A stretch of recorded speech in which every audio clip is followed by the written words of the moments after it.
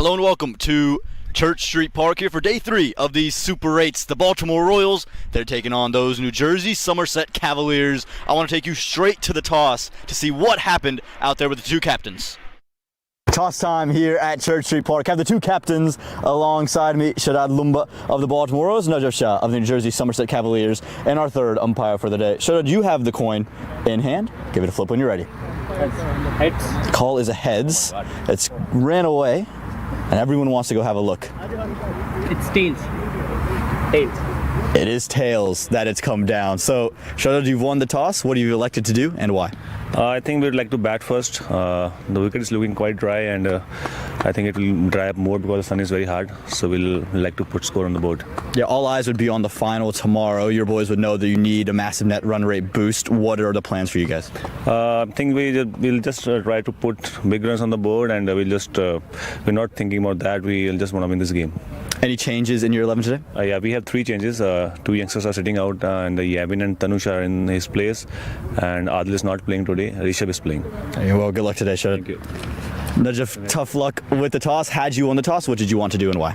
Yeah, that was our plan basically, to bat first, but again we can't control the toss, so it's okay, but it is actually. Well, now you're going to have to come in with the ball. What lessons on a fresh wicket are you looking to take in? I think it's always good to bowl first on the fresh pitch, okay, because we don't know the behavior of the pitch, so we will try to put the ball on the right area and take early advantage, hopefully. Any changes in your 11 today? Yeah, we have 2 changes. Asad goes out, and then Salman also out. Adi in, and then Usman Said in. There you go. Good luck today, Najaf. That is the word from the middle. The Baltimore Royals, they have won the toss, and they've elected, for the first time in the Super 8, to have a bat. Well, confirmation of what took place just a bit earlier. The Baltimore Royals, they've won the toss. They've elected to have a bat. Now, remember, the Baltimore Royals are not out of this Super 8 yet. They need to make up a net run rate boost, and then they need the Atlanta Fire to lose tonight. And that's their road into the final. The Somerset Cavaliers, well, they're done. But they will fight on and on, thanks to Captain Najaf Shah, who's opening the bowling with Rishi Dhawan and Gunarjeet Singh up top the order for the Baltimore Royals. A change there. I'm Om Patel, joined by Nate Hayes. As always, Nate, how are we feeling today? Oh, it's a gorgeous day here at Church Street Park. Wonderful Saturday cricket. We love it. If anyone's watching that's in the vicinity, come on out. This is going to be a good one. There's always a lot of fight in this New Jersey Somerset Cavaliers squad. Strong shout. Very strong shout. I reckon the only thing that saves them is there might have been a bit of bat. He did come down the pitch a little bit. There had to have been a little bit of bat there. Let's see what the discussion is. Najaf is not happy about it one bit.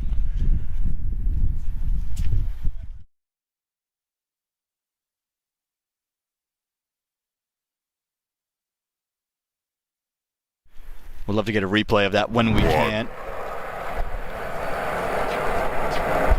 He might have just clipped the inside edge.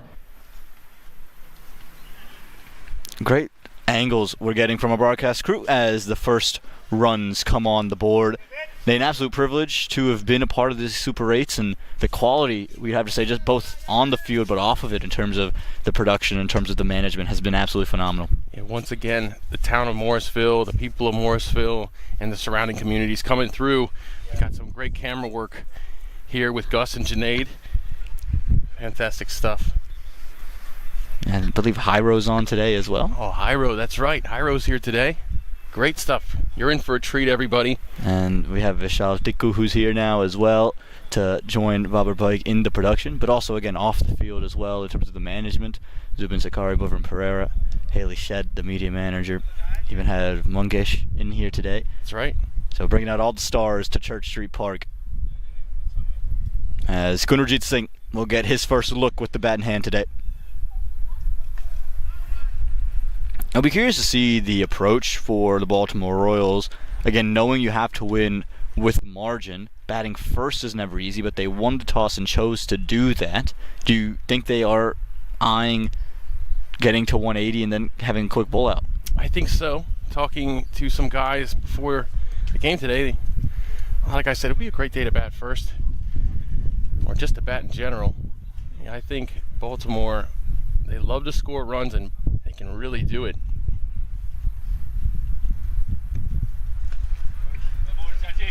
And a little bit of a tame start from both Singh and Dhawan. Interestingly enough, it's Rishi Dhawan who's been promoted up the order. Are you surprised to see that move from the Baltimore Royals?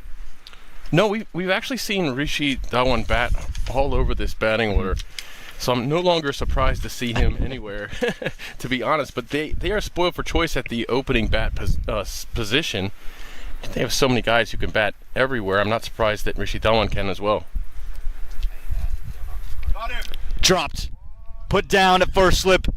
Gurjit Singh doesn't drop many, but that one's gone to the grass. Boy, that is a big surprise. First surprise of the day. Gosh, doesn't hold on to this one. He's been stellar here in the field so far in the Super 8. This one carries just enough. Shin height. You'd think he'd catch that. Put down. 10 times. Life given to Gurjit Singh on not. It's 1 for none after 1.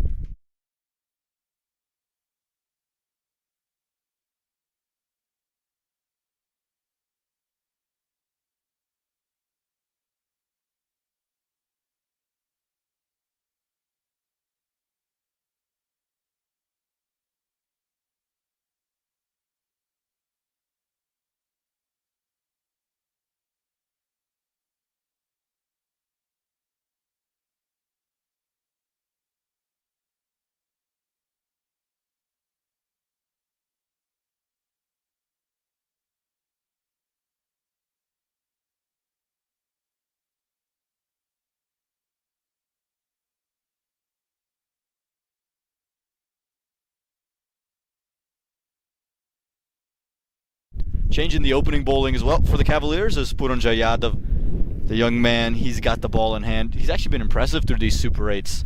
Again, the youngster that was sent into play due to injury of the warm-ups.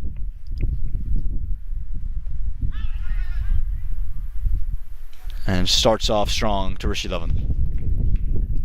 You love to see these young players emerging in this league. This is one of the purposes of the league, obviously, to sharpen everybody's skills and to be a proving ground for Major League Cricket. But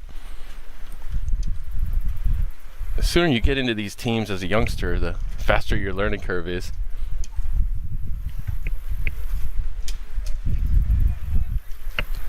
And for the Royals, this tame start is so surprising because, again, you look at the net run rate, and it'd have to be a ridiculous margin they'd have to win by today to keep themselves in consideration with their net run rate at negative 1.29.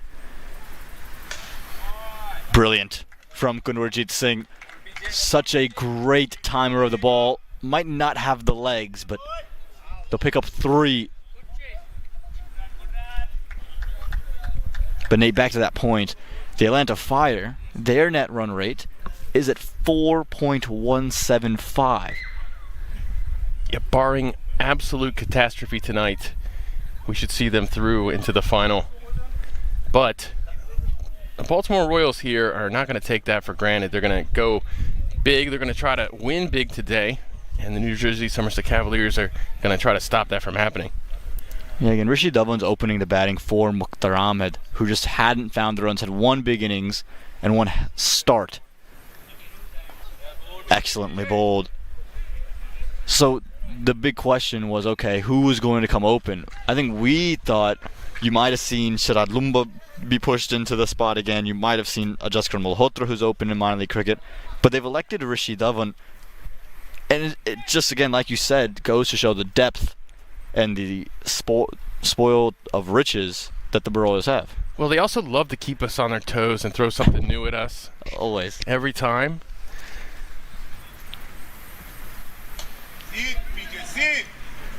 This has been an excellent start for the Somerset Cavaliers. You keep this Royals opening pair on the breaks. You've only picked up 6 runs. And again, Najaf Shah, you expect him to do this, but for Purnjay Yadav, who was really taken to the cleaners thanks to Saima Kamala yesterday, this would be a really big confidence boost for him.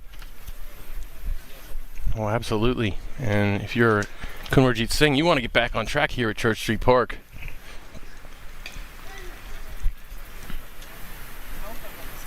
Yeah, he's been quiet, hasn't he, in his last couple innings here at Church Street. Had the big 50, but since then, he's come back down to earth. And yesterday, he was brought back down to earth thanks to Shakib Al-Hassan. Well, we've spent the whole season raving about him, and for good reason. He always looks really, really good here at Church Street Park. At least he has in front of us up until this Super 8.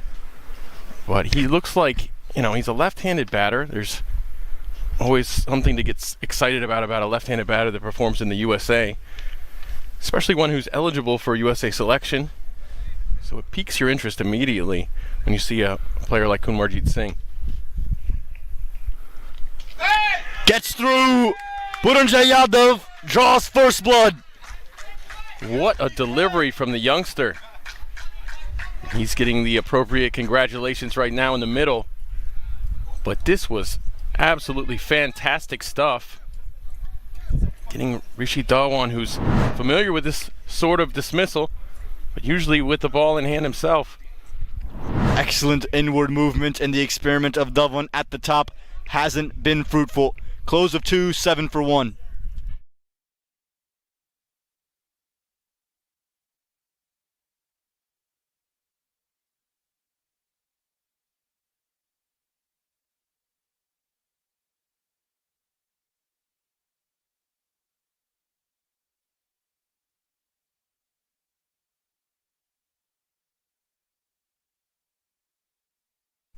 All right, try to take a look at this ball again. What a delivery there. Incredible stuff. Exciting. Everybody around is excited about that delivery. What a job. Dhawan kind of walked himself right into that a little bit. Yeah, he's moving to cut the swing, but Yadav's length was spot on. It hit the top of the stumps. It's a dream delivery. The roar you would have heard would have been of the coach for the New Jersey Somerset Cavaliers, loving the youngster, doing exactly what he's meant to do. As Sharad Lumba, as he so often is out early.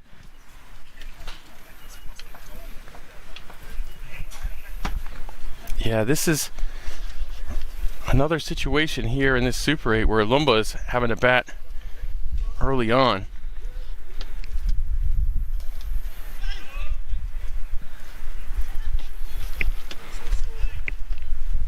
And again, for all the depth and the strength of that Royals team, that opening pair has not been successful. Really, either way you slice it, we've seen a big innings from Agni up top. We've seen an innings from Kunwarjeet Singh or two here. We've seen a start of an innings from Mukhtar Ahmed. But no one has really just taken the bull by the horns up top of the order. I am very excited today to see where Mukhtar Ahmed bats in this. I'd be curious to see not only the position, but the situation they like to bring him in here, because there is no Rishi Dhawan. So is it a like-for-like change? Do you reckon he's the number 4 that gets brought in? Very well could be. I think, once again, it might depend on here. If Kunwarjeet is the next wicket to fall, Agni Chopra probably. We've seen that an awful lot from the Baltimore side, going like for like, lefty for lefty.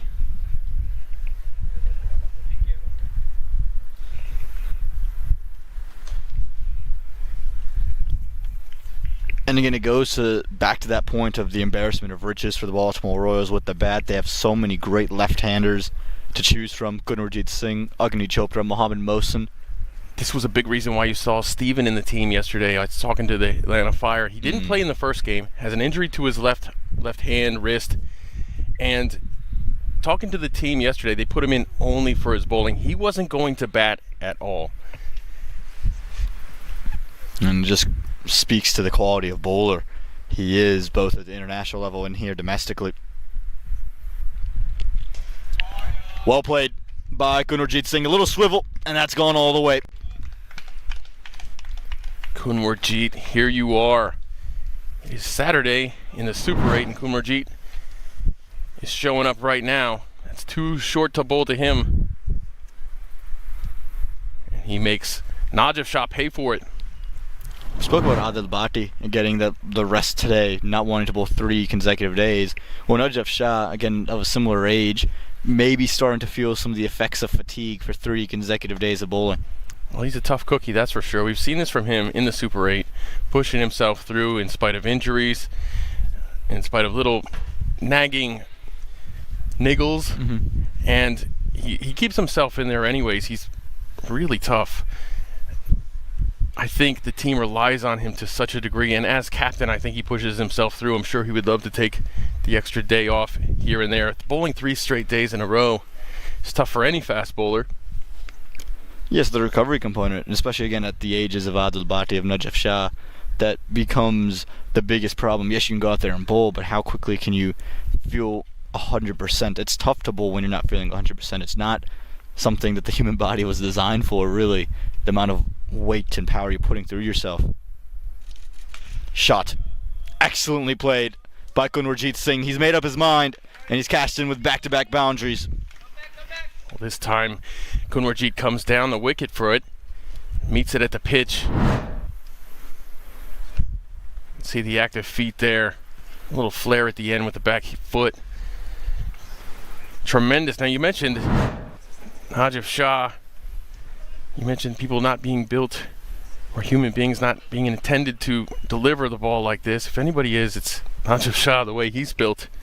Just levers everywhere, but it is tough on the knees, tough on the ankles. Yeah, I've heard that, Pat Cummins is talking about how you're pushing 12 times your body weight through your knees every time you run in to deliver one ball. It doesn't allow you to be very durable, does it? Chance of runouts. Wow. Just kind of casual all around. Kunwarjit Singh was 3/4 of the way down, and no fielder was at the ball. Sharad Lumba went halfway down, and still, neither one was in any trouble. A lot of barking and fussing in the middle after that.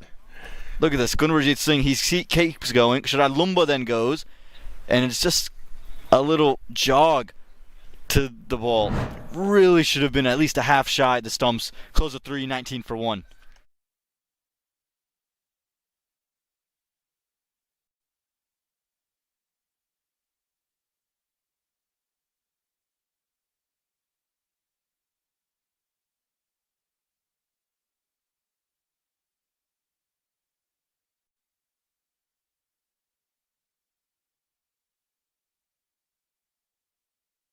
Excellent start for Puranjay Yadav, but now he's got to deal with the assaults of Kunwarjit Singh, and he'll start with the captain Sharad Lumba, yet to face a delivery, but we know how explosive he can be early. When you see the two of these batters in the middle with the same blue helmet on and some tape over the logos, this is a helmet that they've brought over from the MI New York squad in Major League Cricket, where both of them are teammates.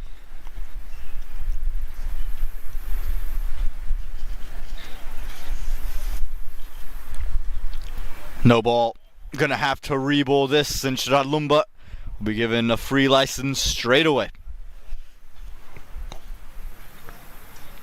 Well, it was a good stop by Christian, the keeper there, to keep that from just being that limited damage. Gajnan Singh's unhappy with the call. He feels as if it's crossed the batter and then is pitched in line with the crease line. And that's why Najib Shah has gone over to have a word with the umpires. Would love to get a second look at this if we can. Here we go. I don't think they have much grounds to stand on here. I know it's where it crosses the batter, but I still feel that's a no ball. Well, it's tough to argue against it. You're splitting hairs. See where it pitches, and yes, it's after the crease, but he missed by so much. I don't know how upset you can get with that. And Najib Shah still communicating with the square leg umpire. And the square leg umpire is going to say, well, I didn't make the call. I didn't see it. I'm looking at the batter here. That ball, I have no chance to make that call. But here it is. After all that, Sharad Lumba, free hit.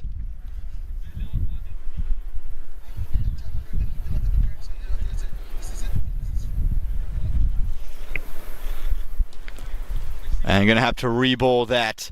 Just trying to keep it out of the reach, but after a strong first over, not the way Yadav would have drawn this one up. Oh, he did such a good job of building pressure by taking that wicket in his first over. And now he's just handing them free runs to dig out of the pressure. Every run so precious here in the power play at Church Street Park. Couple bounces over the rope for 4 runs. Sharad Lumba won't miss out, free hit or not. Well, that's 7 runs on the ball.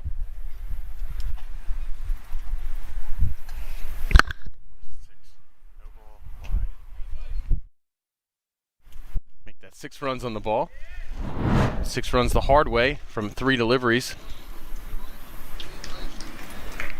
I think from just 1 delivery, really, for the Baltimore Royals. Again, remember Sharad Lumba, the innings that propelled him was that one. Big appeal, big appeal. I'm not sure there was a noise. Budunjay Yadav was convinced, but it felt like a little bit of a stymied appeal. I think it's just some frustration blowing off, some steam blowing off, because it didn't look like it took any bat at all.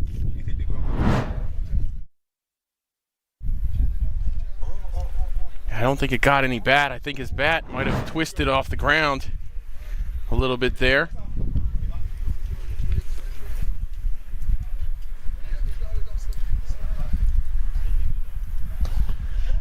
Wow.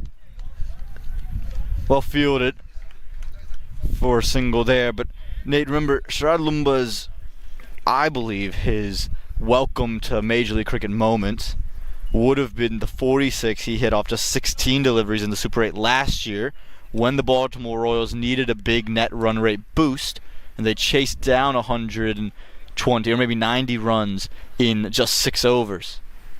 Yeah, he was absolutely fantastic in that Super 8 last season.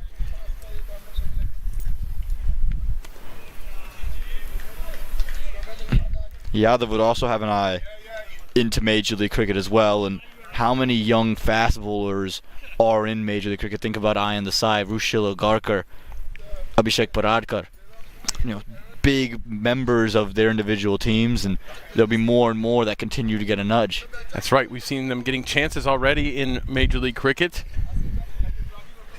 So there's so many developing right now that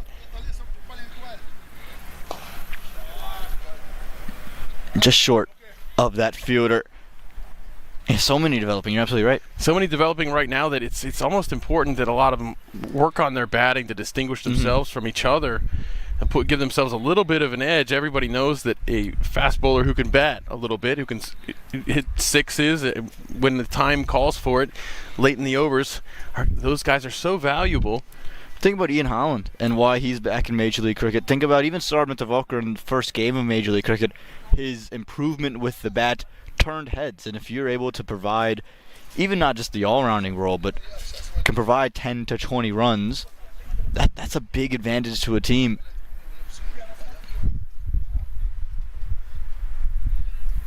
Oh, beats everyone inside the ring. Unlucky way, but 4 runs on the board. Well, a little bit of luck here. You can see just kind of, he's looking to play it that way, but that edge kind of helps it into space. Yeah. Close of over number 4. Score moves to 32 for 1. Excuse me, make it 31 for 1.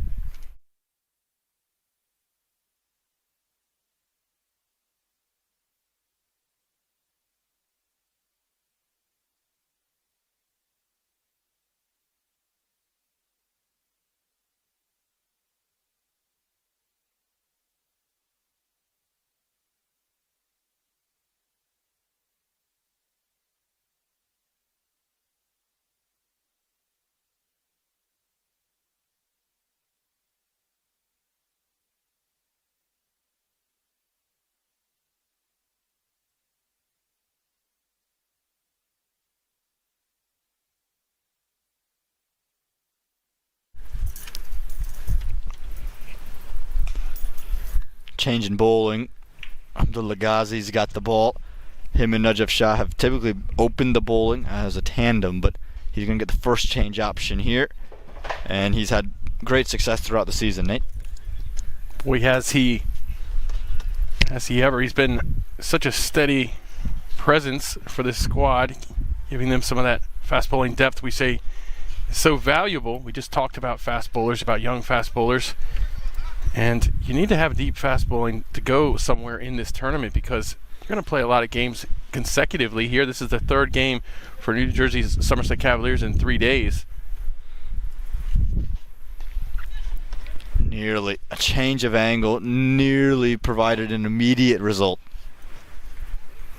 Ghazi in his minor league career, 29 wickets in 29 innings. This season, 9 wickets in the 9 innings, had an economy of 5. Whew, just out of reach there.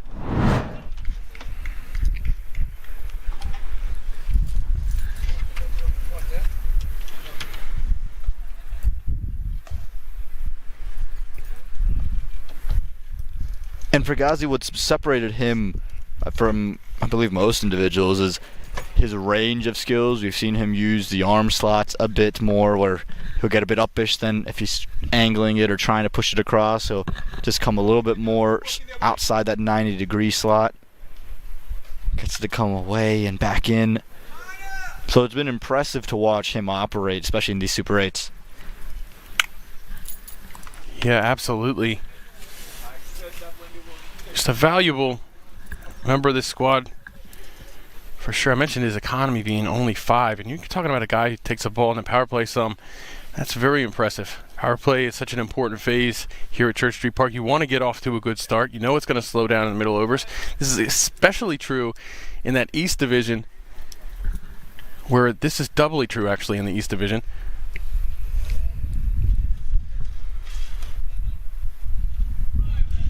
He's also gotten a little bit of extra bounce as well. Something about the Somerset Cavaliers and their fast bowlers all possess such great height, and they take advantage of it. When you think of the East and you think about these Somerset Cavaliers, you think of your Salman Nazars, you think of your Viraj Desais, but their fast bowling contingent is always deep and always provides breakthroughs. It's part of their identity. Fast bowling, good opening batting. It's part of their formula for success. Yeah, and again, you look at just even their combinations, typically Najaf Shah, Abdullah Ghazi, staples, and then throughout the year it was Rishi Shimpi, who was their staple as a left-arm seamer, and now they have another one in Purnjay Yadav, and he's would turn the heads of some of these selectors and say, look, yeah, I'm another youngster, I know I bowl from the left as well, but you might have to consider picking me more often than not. Excellently played by Sharad Lumba. He loves that region of the ground, straight as an arrow. What a way to end this over. We had praised Ghazi for his economy, and he was going at just 1 off of the 5 balls. But Lumba tacks on 6 with 1 swing.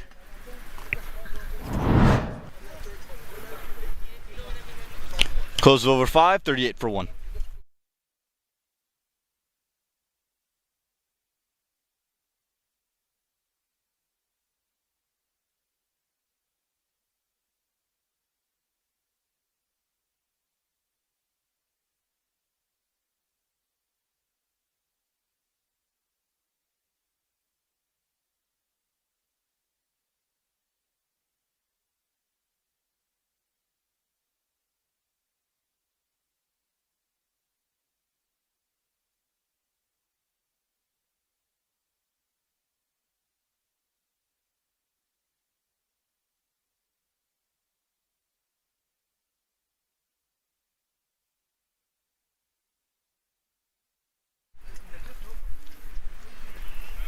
And Yadav stays in. Kunwarjeet, a swing and a miss there. Yeah, 3rd straight for Purnjay Yadav. You like the move just to get the youngster more and more experience bowling to a major leaguer like Kunwarjeet Singh, like Sharad Lumba. It's a new challenge, and it's a challenge that Yadav is going to want to consistently face, because that's just how you get ready for that next level he's trying to attain. Walloped here. Onto the hill. 6 runs. Incredible from Kunwarjit Singh. Again, his love affair with his ground is well documented and it's well talked about, and rightfully so because of shots like this one. Just a little use of the feet, got the bit of width he was after, and clawed into it very, very early. Hits it with such disdain and power, and it's climbed the hill. It didn't land in the trees, and it's climbed and raced up that hill. And we might need to get you to run half a mile to go help him look for the ball, Nate. Well, normally we're up on the hill near this doing our commentary, but today we're down here at fine leg pretty much over by the benches. So that would be a long run for me. I'll see if I can see it from here though through the trees. Nope, I don't see it. Yeah, well, look at that. They're in some trouble there. The ball finding committee. We're going to have to station them all over this ground right now. Yep, they got it out. Good job. Yeah, I just missed that replay there on your screen. But again, the little shuffle from Kunwarjit Singh, he's got so much power that once he sets his mind up, it's very difficult to bowl to him. And he doesn't have to do much. That's his real key.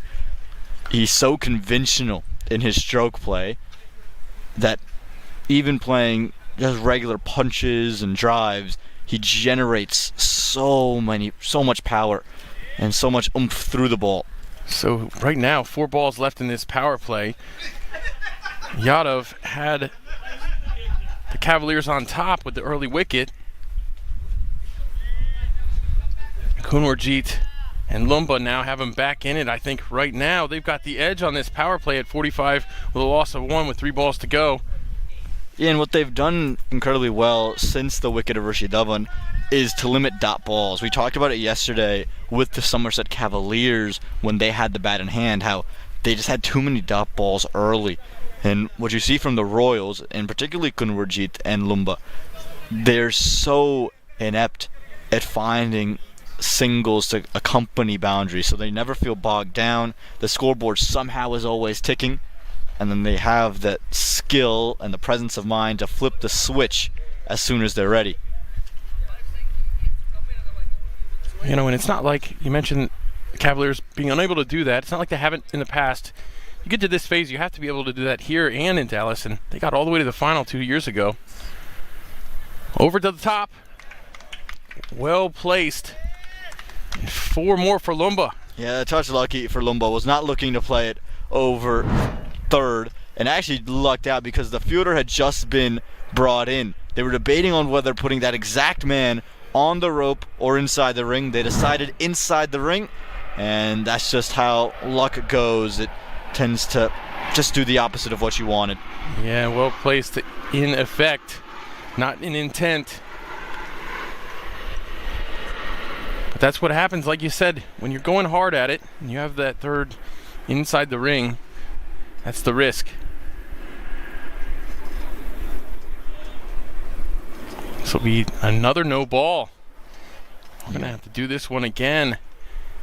You're overstepping this time, Puranjay Yadav. Second no ball. The first one could be debated, but this one, there's no question about it. Cannot get that foot over that line. So Lumba, who already is looking to be aggressive, that brings a 50 on the board and now has another free license.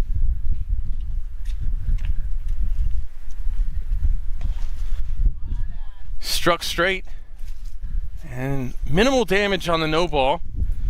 Just a single brings Kunwarjit. Yeah, the impressive part about watching Yadav in person so far this Super 8 is just his calmness. He doesn't seem to get too flustered. Yes, he'll go for runs, he'll get hit for boundaries, so he's going to make mistakes. He's a youngster. But you don't see him that fluster him. You don't see him try to reinvent himself. He trusts and back his skills.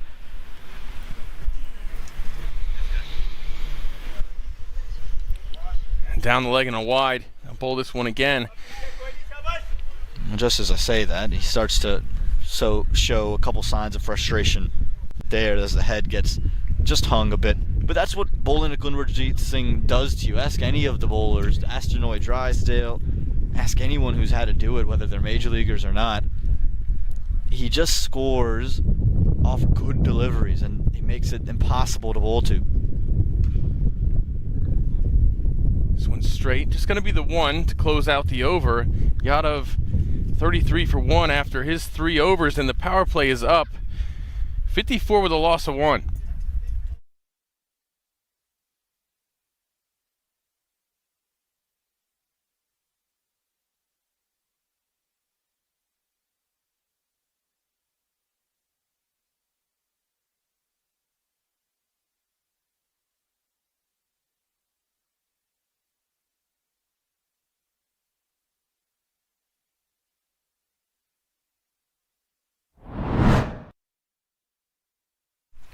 Just a quick look at that power play. A drop on Gururjeet Singh, and he started to kick on since then. But Purnjay Yadav lit it up early. Wicket over Rishi Dhawan. But since that moment, Nate, it's been all Baltimore Royals. Yes, it has. Kunwarjeet with the pull shot there, and then going the other direction. Just phenomenal batting as usual from Kunwarjeet Singh. Lumba, no slouch of his own. He's been very good here at Church Street Park as well. Yeah, phenomenal to watch. Again, the shots all around the ground, especially that straight drive, and then this was the statement of authority. Maybe a touch of fortune, but the Royals, they are moving in the right direction. Yesterday, it was a wicket in their first over that started to cause them to fall apart. This time they lose a wicket in the second over, but they have managed and weathered that storm beautifully. We've seen only fast bowling here in the first 6 overs from this New Jersey Somerset Cavaliers side. You get the feeling today that there's a lot of runs in this wicket. Yeah, fresh wicket at that, and the Royals wanted to have a crack at it early. Oh, lucky stuff there for Kunwarjeet Singh. He just misses the stumps. Christian can't get to it. 4 runs. You're very fortunate indeed. Ghazi again, look at the arm angle, just slightly more round arm, side arm, just to tail back in, and sometimes it's better to be lucky than good, and that's what Kunwarjeet Singh will be saying to himself. Yeah, because Ghazi was good, Kunwarjeet was lucky. Both of these guys very good. Neither of them really needs any luck, but they'll both take it.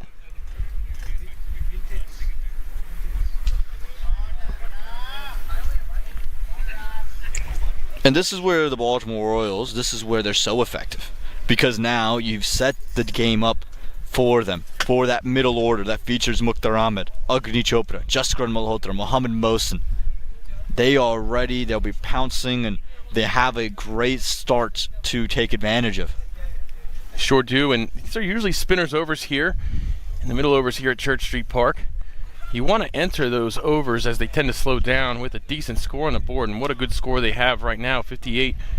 A loss of 1, 2 balls into the middle overs. Lumba doing it at 20 from just 11. And again, these two have batted together so much this season, just given different circumstances. Remember, it was Agni Chopra and Sharad Lumba who had opened the batting in the past. Kunwarjeet Singh then got pushed up and Lumba sent to 3. But with the early wickets of Mukhtar Ahmed consistently falling, they have formed a great pairing and a great relationship out there. So they just understand where their singles are. And again, both of them have that ability to flip the switch in a hurry. Another great delivery from Ghazi. He comes around with that 3/4 arm slot. And the Cavaliers, again, whilst they might not be playing for a spot in the finals, you're playing for momentum. You're playing just to finish your season on a high note, and also a bit of pride to play spoiler, right? That you're not looking to just gift size victories and roll over. That's not the identity of this franchise. No, not one bit. They're fighters. And that's another dot ball. So 2 dot balls in a row here. Kunwarjeet on strike. And we're moving to the final ball of the 7th over. It feels as if Kunwarjeet Singh might start to use his feet to come at Ghazi now. He's played him a couple of times standing on the crease. He's got an inside edge for 4 and 2 dot balls to follow since the 5 runs he hit early.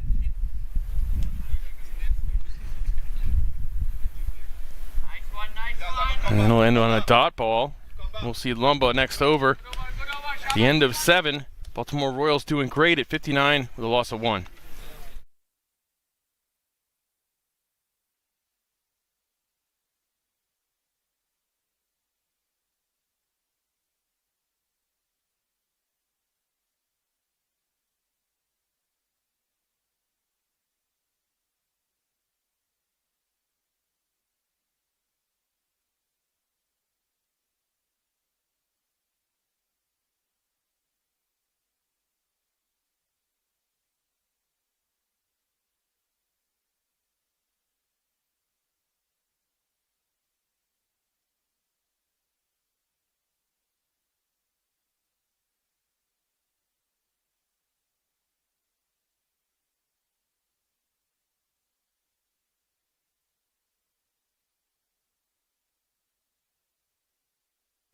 And here we're getting into the left arm orthodox duo.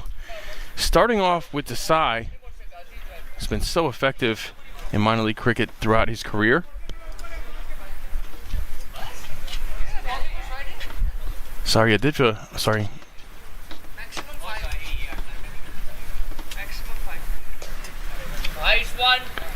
Stopped well there.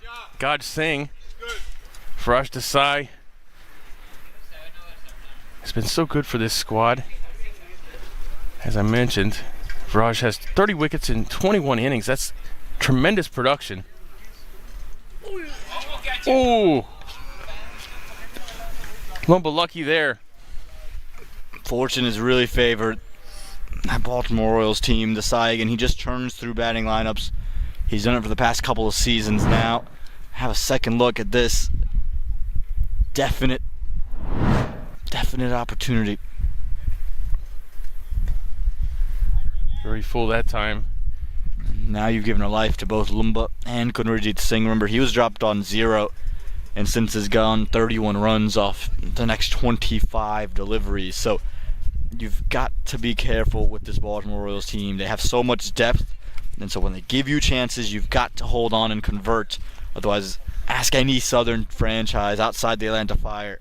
It's a long, long day.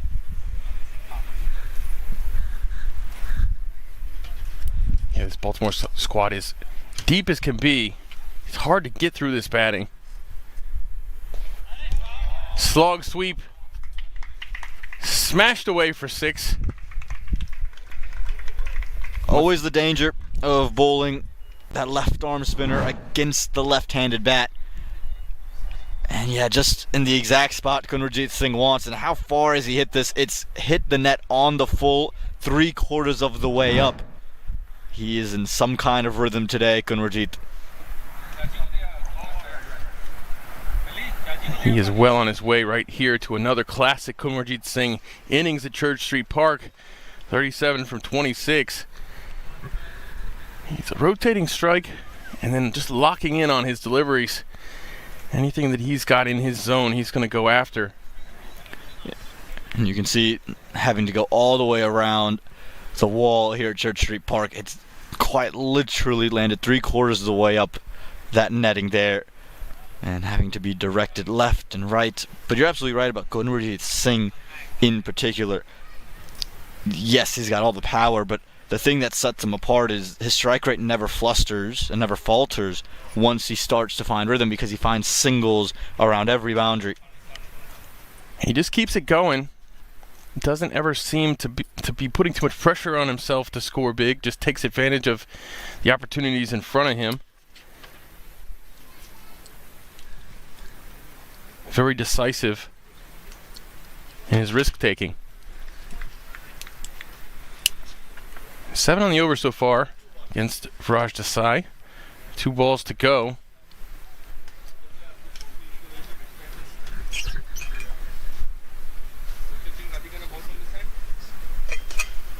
Kunrajit will go with it, and it's going to race away. But he'll be stopped at the boundary. Just the 2 runs. And again, exactly to the point. That's confirmation of what we've been talking about. Hit your 6, and then touch of finesse. Go get 1, go get 2. Scoreboard moves on, and the pressure never is relieved. He steps to this one. He's going to go sweep again. But just the one run to close out the over, and he'll keep strike. Or actually two. Make that one. And that'll end the 8th over, 69. Loss of 1.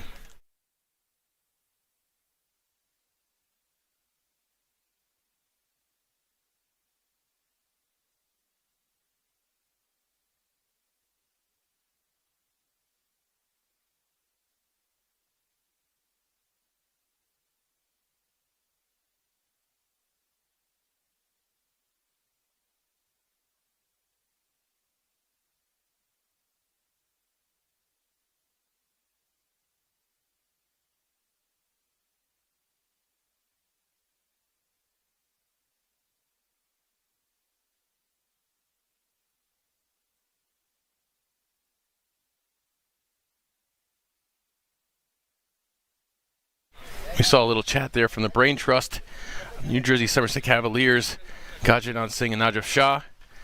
And they're trying to figure out what to do with this partnership. Has been so good here at Church Street Park, Lumba and Konwarjeet over the course of the season, and they're at it again. And they've elected to go Gajanan Singh to try to break this partnership. Now, it's a risky maneuver because of how effective this partnership is in rotating strikes. So it means at some point in the over, Gajanan Singh is going to have to bowl to the right-handed Sharad Lumba with a small boundary. Well, you enter the 9th over, conceding 69 for 1. It's really a tricky position. I think you got to take your risks here.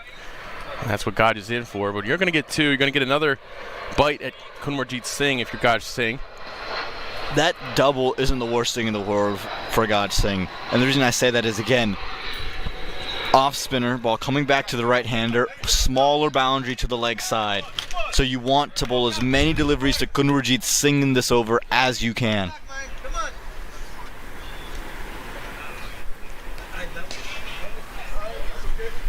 Just punched. And here's your matchup. Right-hander, small boundary. And this could be, again, the roll of the dice the Cavaliers are willing to play, trying to tempt Lumba in to playing the big shot, trying to take advantage.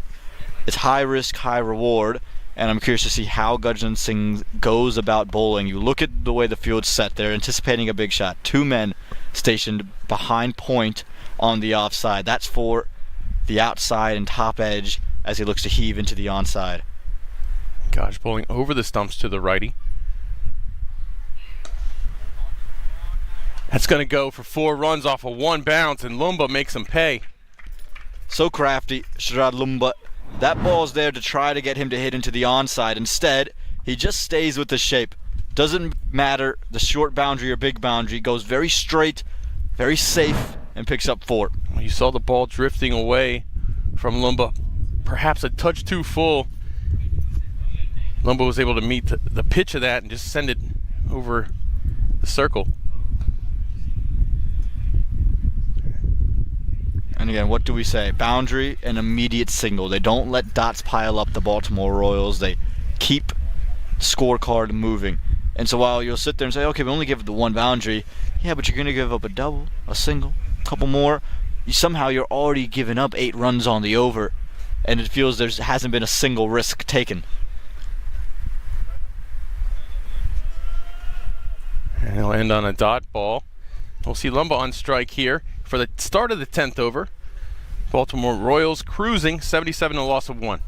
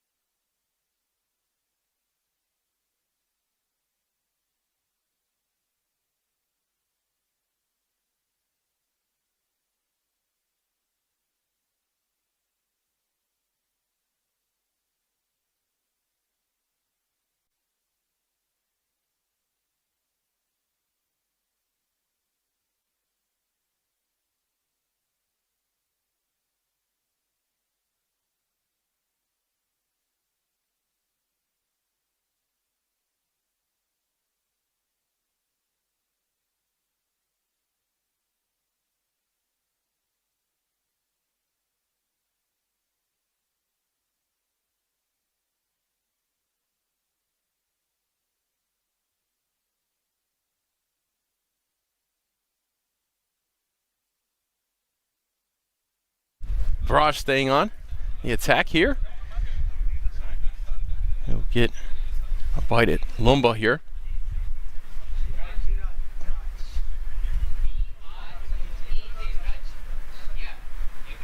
This will be an easy 2. So Lumba will retain strike against the lefty orthodox spinner, Desai.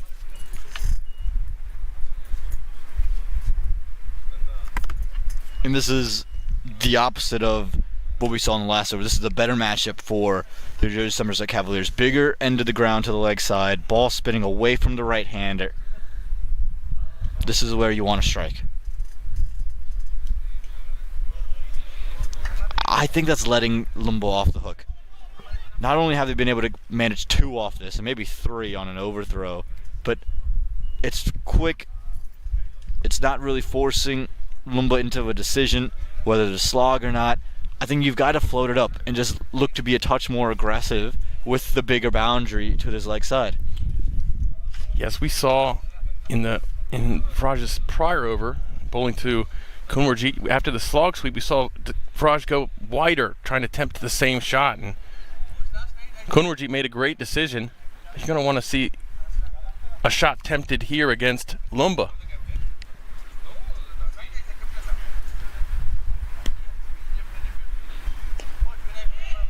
Again, I think he's just too short.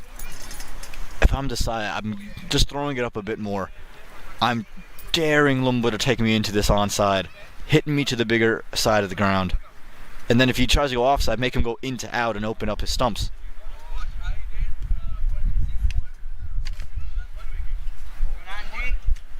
And that'll get through the field. Tremendous work at backward point. That would have gone all the way for 4 had he not been able to get a hand to it. But again, quick on a length. Lumba's not making any risky decision. And now you've brought back the left-hander without taking any real crack at the right-handed matchup. You had 4 balls against the righty. Like you said, the difficult thing with this partnership is it's hard to tempt them to take a bad shot. You bowl it a little wider, they're going to go with the ball and push it wide, especially when there's no pressure on them right now. And you see Kunwarjeet happy to let that one go by. He thought it was going to keep pushing past that wide line. Wouldn't be surprised to see him try to run it between point, and that's why Nudge of Shot has pulled point even more round in case there's some more pace. This one gets through the cut shot. And that'll be the end of the over. After 10 overs, halfway there through the innings, Baltimore Royals 82 with a loss of 1.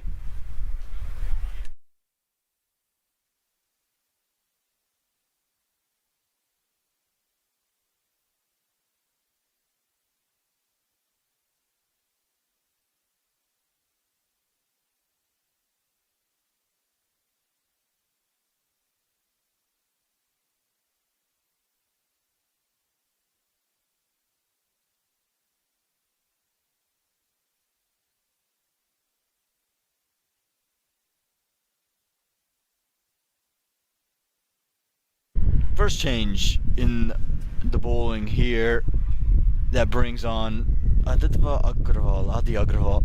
He's got the ball. The youngster was so excited to play, did some extra bowling in the nets in the warm-up. Nate, you were talking about him a bit earlier. Yeah, he looked good in the nets. I was watching him warm up for the game and wondering if he was going to get in the team sheet, and he has done that. He's got 4 overs to his minor league career. His first game back in September 21. Took 2 wickets in those 4 overs. And he did it in an economy of just 3.75. So he shows serious promise. See what he can do against this very talented Baltimore squad. 2 batters with their eye in right now.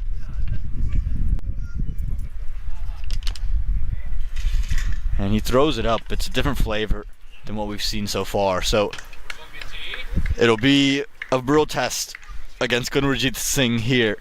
Small boundary. This is be the matchup. Big boundary, ball coming back in to Kunwarjeet. So you're playing with fire. Yes, ball comes back in, but you're making him hit just a bit further. What is your plan, young Adi?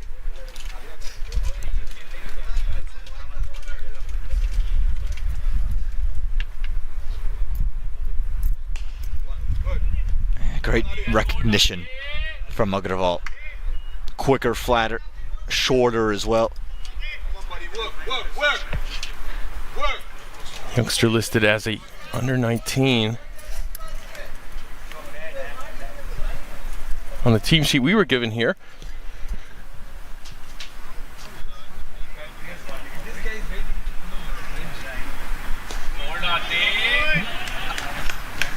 Got on the ground a little bit too early there, but he's bowling nicely. In a decent run of flow at the moment. Yeah, great start, 3 singles. Yeah, back in 2024 was a part of the New Jersey squad in the East Conference for the Under 19 Men's National.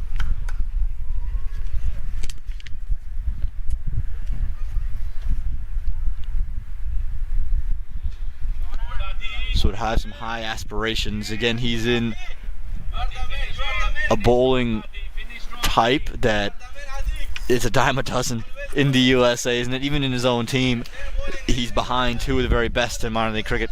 Yeah, it's very effective style. I mean, you have to be good at it to make it effective. We have a lot of very good bowlers with this style, and Adi's got the challenge here of bowling to this pair with no real pressure.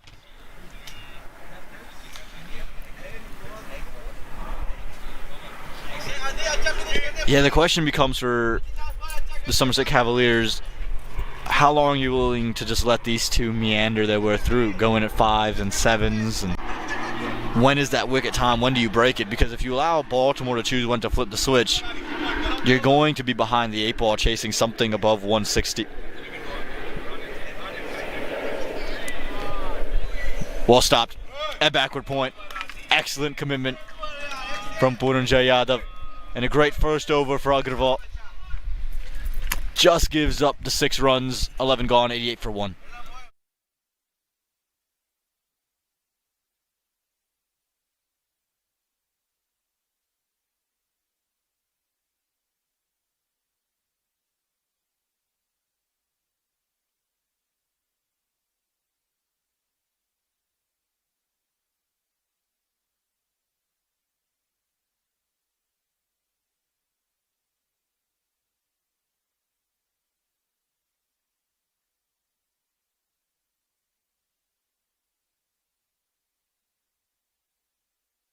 Smart here from Najaf Shah. Change the ends for Gurjendra Singh. And Gaj is not only going to bowl hatless, but he's going to bowl without the sunglasses too.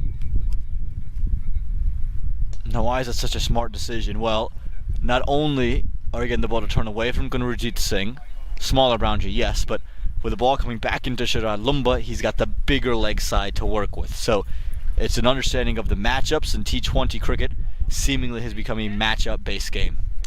It really has. We've seen that even in Major League Cricket, where matchups really matter. Washington Freedom, I think, one of the better teams at executing matchups or counting on matchups with their bowling. Done it all 3 seasons.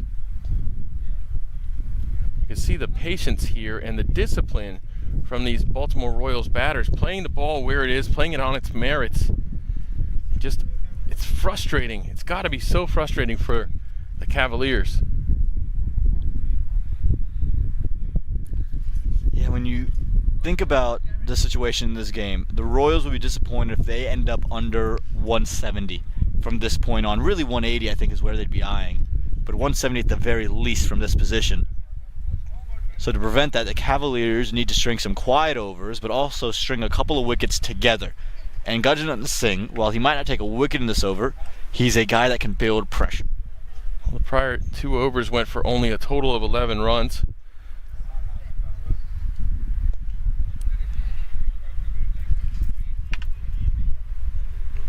Right now, Baltimore look happy to retain their wickets. You got to wonder when they're going to start piling it on, but I think they think it's a little too early to put your foot down on the gas. They want to get through these bowlers, make sure all of them have bowled over or 2, but I think before they really lay the foot down.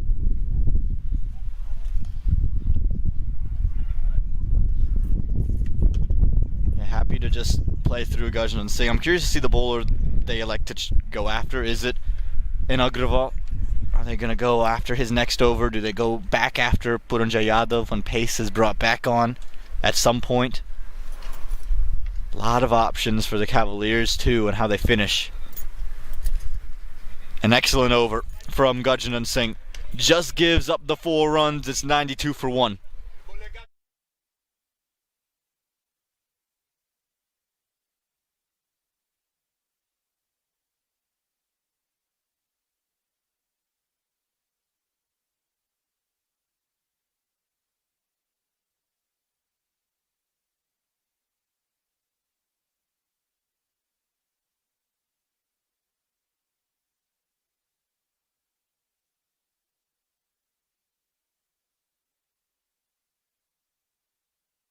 Now, Mom, we've talked about how Baltimore batters right now are doing such a good job of playing the ball on its merits, playing it where it's bowled. Push for 2.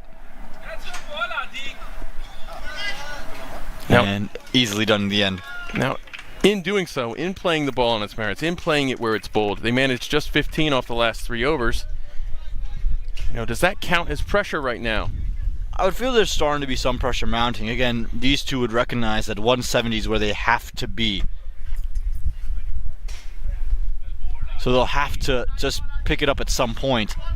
Scoring right now, I don't think it's going to force their hand any, but you're going to see them start to think, okay, at least we need to get 7s now. We need to get 8s, even if it's not 10s.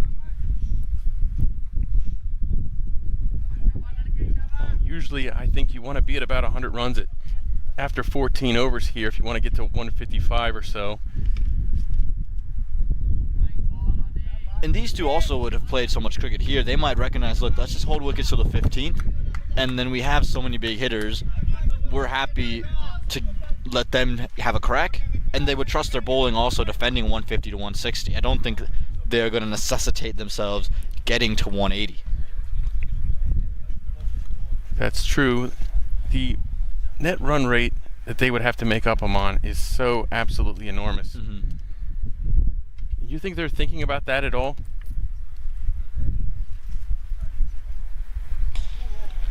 That shot thinks you might. That's all the way straight down the ground. You see the aggression unleashed here on just the right ball. That's the perfect ball to go after for Kunwarjit Singh, and he's done a great job of that today. Just going after just the right delivery. 100 on the board now, and a 50 for Kunwarjit Singh. Fielder, yes! Picks out the man, 50 and out for Kunwarjit. And Agrawal takes his first wicket in minor league cricket. Was first here in the Super 8s, his 3rd overall minor league cricket wicket, but first in this important phase against this really, really strong team. You can see how happy it is, what it means to him. That's a little bit of what you saw from Agrawal in the nets earlier, Aman. Just finding the right length and line actually on that one. An excellent 57 for Kunwarjit Singh. The score moves to 102 for 2.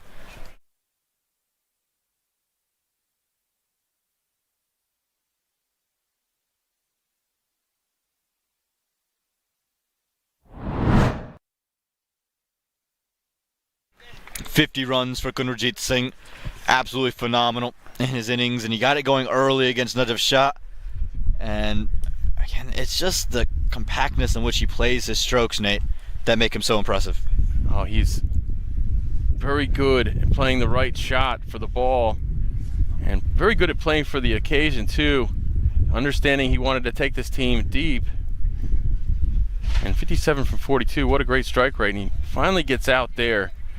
Agrawal with an excellent delivery. We see the lefty coming in, as we tend to see with this team, making sure there's a lefty-righty out there as long as they can. Agni Chopra walks in at number 4. And they can do it for such a long time, because if Agni Chopra were to get out now, they would feel no shame to put in Mohamed Mohsen next. Even with Jessica Malhotra and Mukhtar Ahmed to come, they can still go to another left-hander. Such a difficult team to face and to scheme against, this Baltimore side, because they have such great balance on both sides of the ball, really. We kind of rated them as the deepest team, the most balanced team in this Atlantic bracket. Agarwal has one ball to go. And exceptionally well bowled. Another 8 runs he's given up, make it 10 runs he gave up in the over, but a big wicket as well. 102 for 2.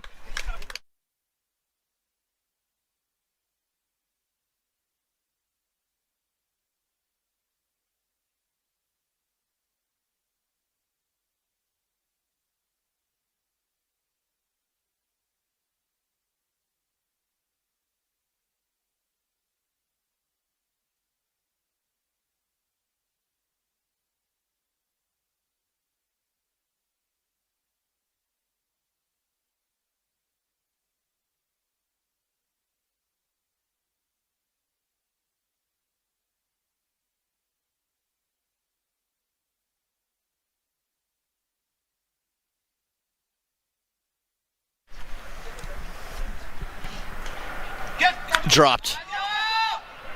Kajanan Singh, that's his second drop of the day. This one more difficult, but it's the second one he's put down. Let's take a look, see if this was bumpered at all. Nope. That was a chance. Very difficult. Came back in a hurry, but you anticipate him to expect to take those.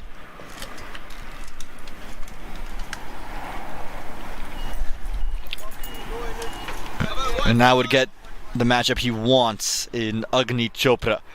Now Chopra has said to every spinner, I'm going to play my switch hit. And third and backward point inside the ring. Wouldn't be surprised to see him go for that straight away.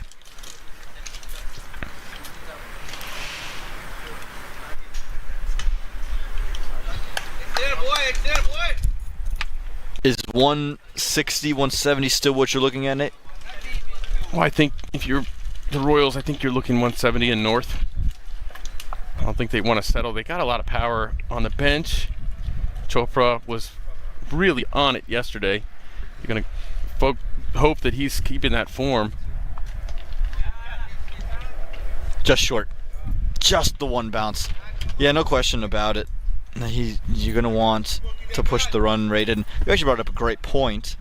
The fact that you still, with net run rate, can qualify. So the more runs you have on the board, it just strengthens your case because it gives you an opportunity to win by that bigger margin. I'll have to re-bowl that. There's also more to play for, individually speaking, than just advancing to the final on Sunday. You know, everybody in this Super 8 gets the same amount of games except for the finalists. That's the same number of chances to impress scouts. Wants to. Now they'll settle against it in the end. Scouting is a great point that you bring up. Again, these Super 8s, it's no longer an assumption that they're being looked at. It's a fact. And again, you just look at the draft from last season. The guys who went high up in it, they played in the Super 8s. They performed incredibly well in the Super 8s.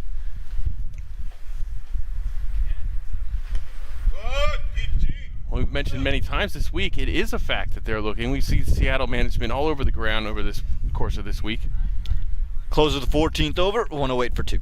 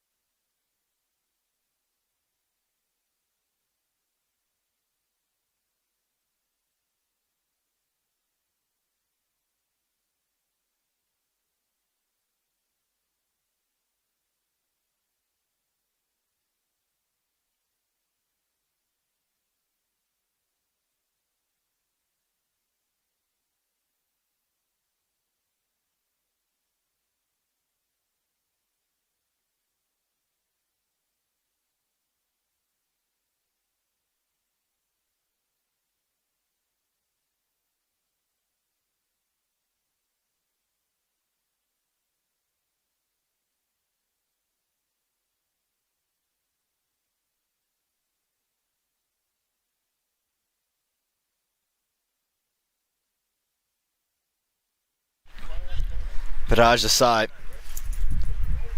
Bowling here in the 15th over. Always a risk to utilize a spinner, and he's got 2 overs left. Shot. Exceptionally well placed.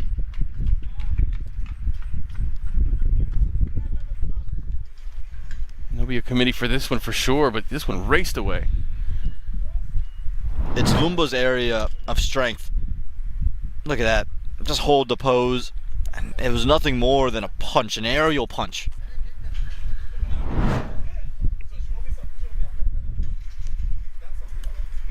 Once again, Lumba playing the ball where it's at. Low risk shots. Gets through everybody. That fortune has not shifted back for the Cavaliers. 4 more. He missed this one completely. So did Christian. You saw the gloves go up on the top of his helmet right away. It's never a good sign when you see a keeper holding the top of their helmet. Christian hadn't even moved. That was on leg stump, and he was stationed right outside the off stump. He had said, oh, this is going to castle the stumps. But you can see the intent from Lumba. Straight away has shifted. He's going after Desai. He's picked this over.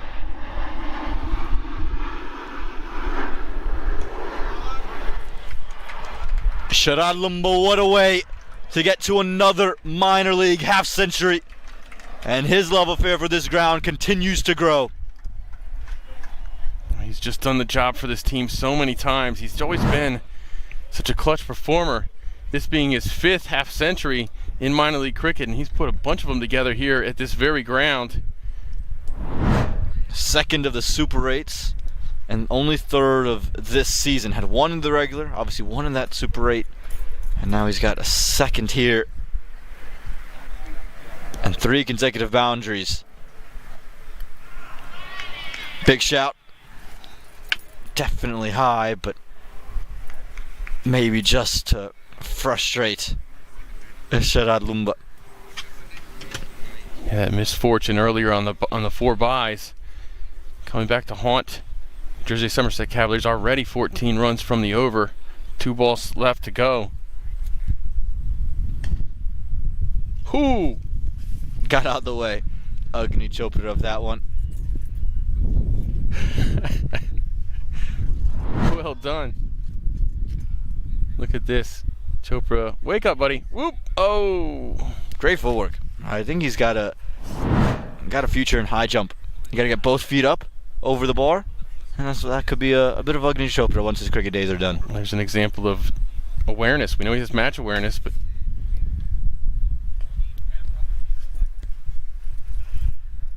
they want to. Could be out. Excellent running. Excellent running. I'm not sure the throw was quite there, but they had that intent very early. And that'll close over 15, 125 for 2.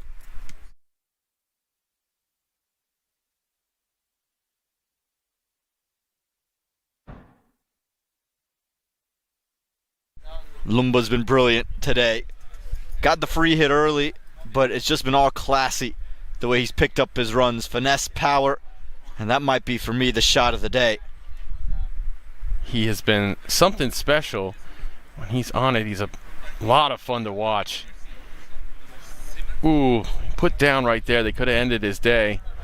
That was a beauty right there too, Aman. And that's how you get to 50. A statement of authority. And he is not done yet. Oh, hello. Thanks for shooting us. And we love being here in minor league cricket. And we've got our entire crew just over there to our left. Vishal Bhai is over there. And then you have Babar Bhai holding out to our left. Gus, thank you very much. We see you up there, big man. Great work, Gus. We're glad that you survived that 6 yesterday. Gosh, Singh stays in the attack. And he'll start with a single here. See if he can earn another one of those cotton bowl chances. And he put down his last over. And he'll get a chance here against the lefty Chopra. He's only seen 4 balls so far. Chopra steps back. Beautifully struck. This is class from Chopra as he continues his form from yesterday. It's almost a carbon copy of a stroke that we saw yesterday against Steven Taylor. You just take a look. He just slightly backs away. And once he frees up his arms, that ball is always destined. Big side, small side, doesn't matter. We've seen a couple of these against the finger spinners this week. Jamar Hamilton had one the other day from the other side. So sweep, he's going to smother this one on the top of it, which is a good way to ensure it doesn't go up. And that'll bring Lumba back on strike. And again, there's been clear intent.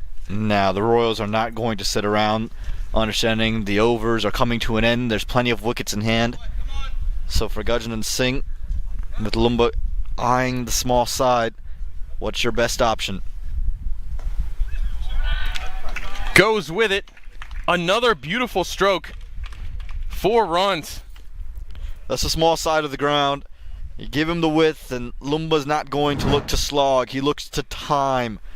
And look at this. It's just easy. It's elegance. Lifted in the gap, always safe, and he's putting on an absolute display. Well, that's the second time Gaj has tried that wider, fuller delivery, drifting away from Lumba. This time he played it right back the direction it was heading. Skips down, wallops it. Another beautiful shot here. Lumba is having himself a day. Incredible recognition on the part of Sharad Lumba. Would have realized that Gurjendra Singh went pace up the previous delivery, so knew he was going to slow it down. Goes to attack him, knew it was going to be straighter as well. So was able just to turn it into the onside. Again, he hasn't overhit a single ball today. It's been all effortless timing. And number 99 is eyeing that scorecard to race up towards 199. Final ball from the over, already very expensive, 18 from it. Another beauty. But it looks like a great effort in the field. Phenomenal catch. Unbelievable. Exceptional from Viraj Desai out there in the deep. Running it long off, had to move a long way to his left and took it low to the ground as well. Never easy. Survives making contact again. And Lumba's explosive day comes to a very eventful end. 62 off 41 for the Royal captain of the Royals. They're 143 for 3.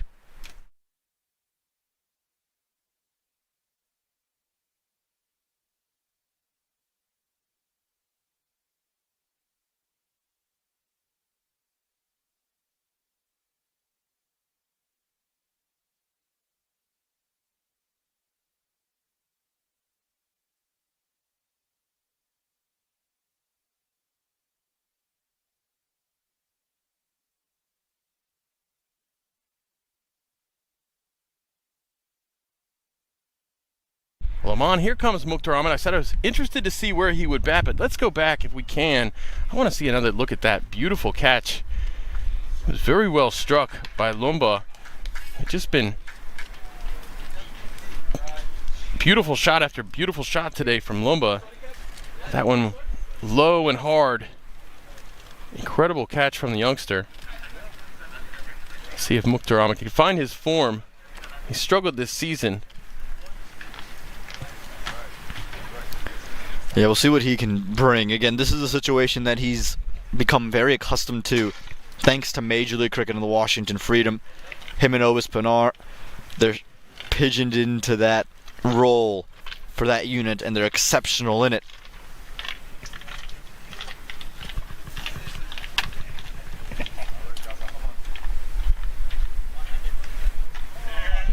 Up in the air.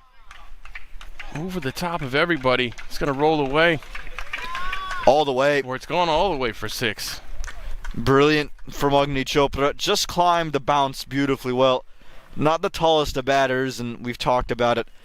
The batters that are shorter in stature, they tend to just get onto the back foot and lift Ball's better than most. Yeah, top edge, but with bounce, pace, and never going to miss out with both point and third inside the ring. Caught a good amount of wood.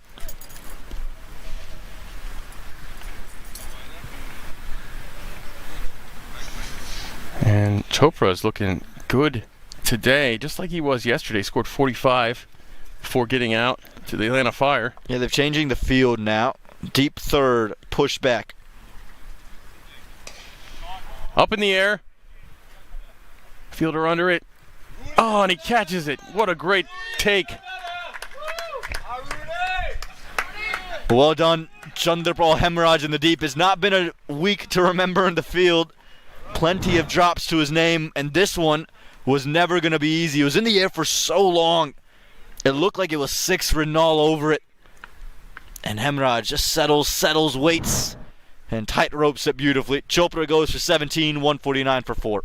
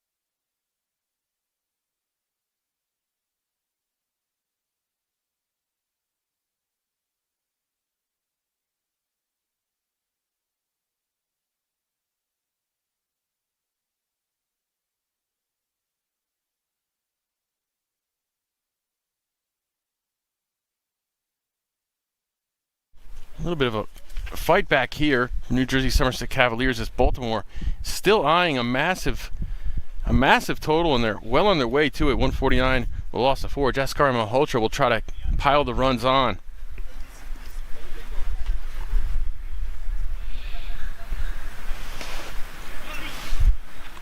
It's been a light minor league for Malhotra. He has not found the runs he's had in minor leagues in the past, particularly in year 1. He is part of the Morrisville franchise. How sensational was he? And that was kind of where Malhotra was even thriving the most internationally. Had the 6 sixes and over, the big 100, 150 against PNG. He's in great form in 2021. And as we've mentioned a lot this weekend, didn't really take the gloves too much in 2021 for the Morrisville side. So we got to see him in the field, and I thought he was quite good in the boundary. There's a couple great catches that stick out in my mind for Jaskarin. So always good to be able to express yourself in a variety of different ways, show your value to teams in that major league level. Jaskarin right now doubling down on his own keeping, and he's done quite well with it this season. Yesterday especially.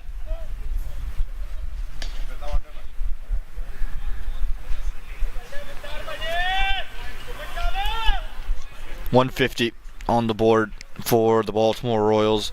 Again, they would be eyeing themselves into that 170 to 180 conversation, not only just to win today's game, but to win it by some margin, just to put some pressure on the Atlanta Fire, not just to win today, but if they lose close. Final ball of the over. Jaskarin's going to nudge this to third. Gajant Singh does his best version of the Uncle Stop. Close of 17, 152 for 4.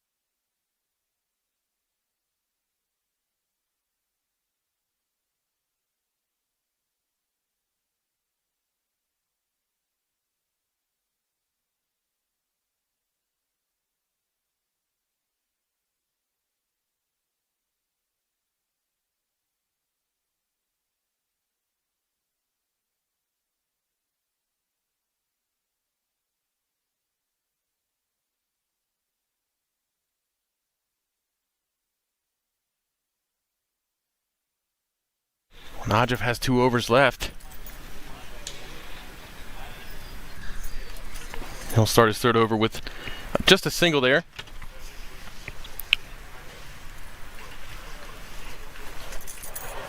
Yeah, just curious to see what Mukhtar Ahmed and Malhotra do. And again, they've both taken a little bit of a cautious start, given the fact that they've only played a ball and 3 balls apiece. So when do they elect to flip that switch? When do they feel comfortable on this new strip?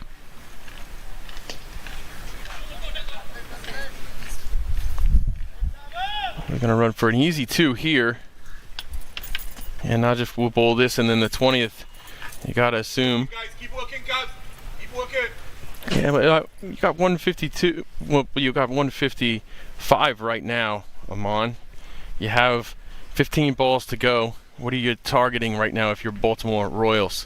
Yeah, you're still after 170 to 180. You're still looking to be in that range.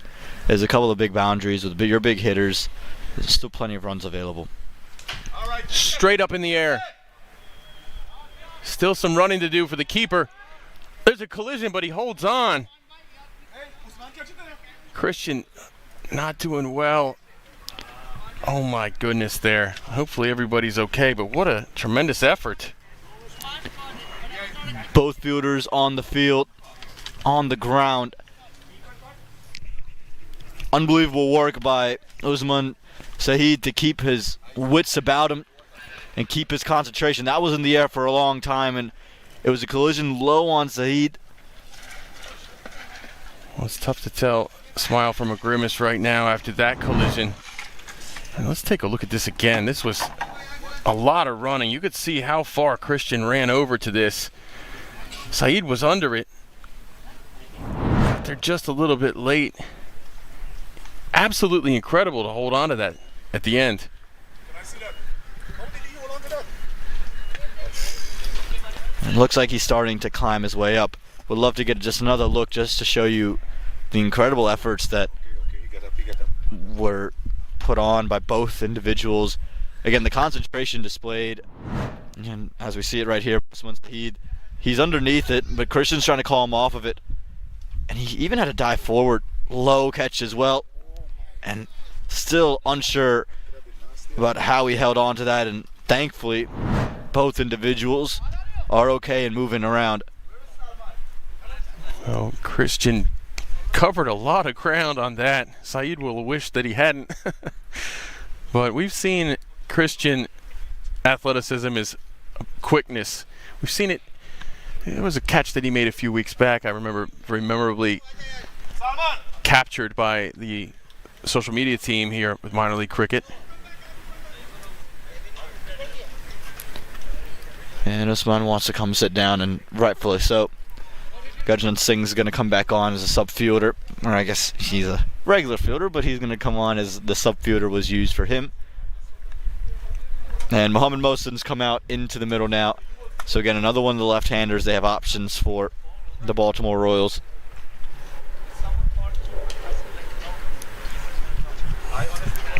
Mohsin very good with the bat. We've seen some impressive stuff from him throughout his minor league career. 403 runs off of 230 balls, a strike rate of 175.22. Mohsin has had his moments for certain. Last season in the Super 8, he struck at 230. That is an impressive strike rate with a high score of 46 for his team. He's been quite impressive.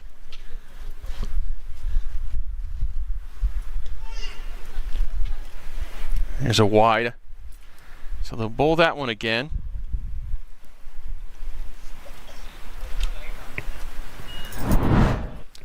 Unhappy Najaf Shah. But yeah, I think he's absolutely right. There's no question that that's going to be a wide delivery. He thought he heard something on the way through, but I think that's just part of Najaf's character. He's always active, always looking for little insights and ways into the game. You can see 5 wickets in. We still have danger in the middle. Do we ever with Jaskar Malhotra and Mohammad Mohsin for Baltimore?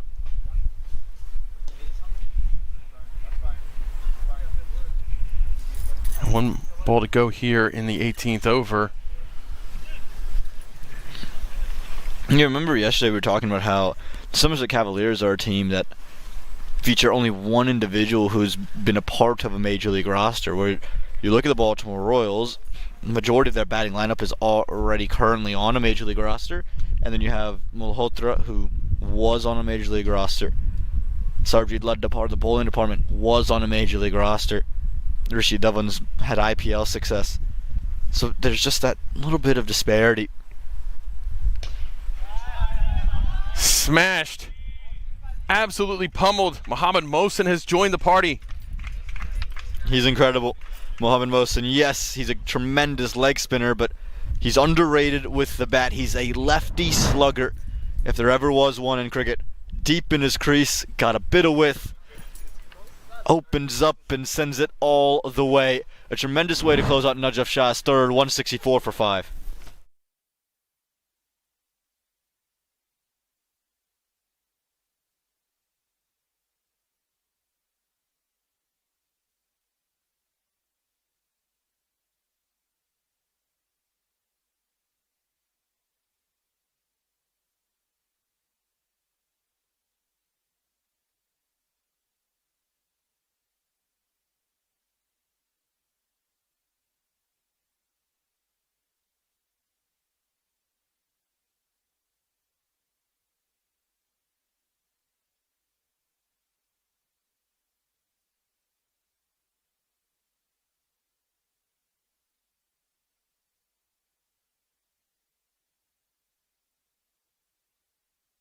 And we'll have the 19th over here, and the youngster Yadav gets the ball.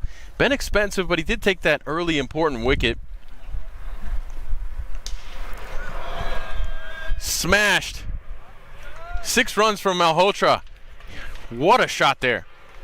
That's Jaskar Malhotra's very best. Pace on the ball, can really just hang on the back foot and just fire his hips through the line of the ball. He wants to go onside, he wants to go aerial.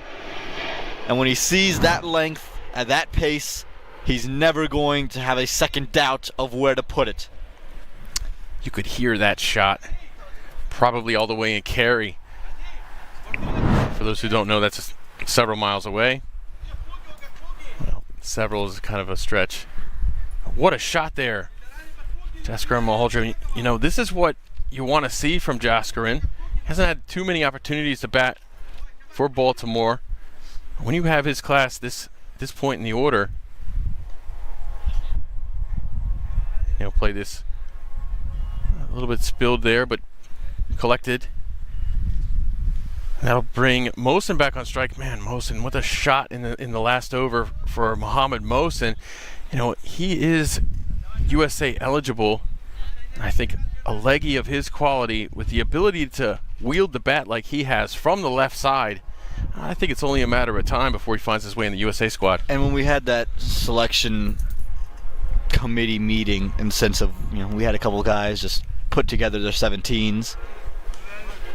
To me, Mohsin was an absolute shoo-in. You're going to India for the World Cup. You're going to the subcontinent.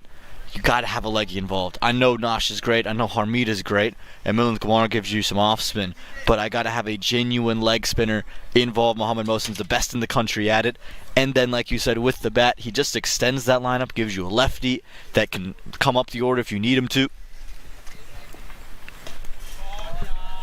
Pulled. It's going to fly over for 6 runs. Malhotra is on it right now. Can't give him any pace to work with. Not on this length either. Again, so good on the leg side, Jaskaran. And when you bowl in that area, he's always going to mess with you. Yadav has got to start slanting it away from Malhotra, make him drag it into the onside, and even then take pace off the ball. 14 from the over already, thanks to 2 Jaskaran Malhotra 6s against the youngster Yadav. 178 for 5. We said, Amon, they were targeting that 170 plus. Well, they're well on their way now. Potentially 190 is in play. Changing the field, deep point goes back, so expect a wider delivery. Skarin shuffles over, turns this around the corner. Intelligent from Malhotra, because again, you're trying to test the youngster's nerve and his execution. He shuffles over to then say to Yadav, okay, where are you going to bowl now? Tries to go straighter, and Malhotra says, thank you for going straighter. Your fielder's inside the ring. I just have to help it around the corner. Again, this is the mental battle that the experience of Malhotra and Mohsin will put on to the youngster Purnanjay Yadav. And he shuffled over so early. So early. Sometimes you hear individuals say you want to shuffle late to not give the bowler time to react. He wanted Yadav to react. He wanted to see what the plan was. Well, he certainly stuck something in the youngster's mind very early. You know, sometimes as a bowler you react to it. Well, now you got to think about it while you're running up and you see the batter move over that early. Might even consider coming around the wicket rather than over. And this is going to run, but it'll be collected at the boundary. That ends the over with a single, a huge over. 19 off it. Baltimore Royals, 183 for 5 with 1 over to go.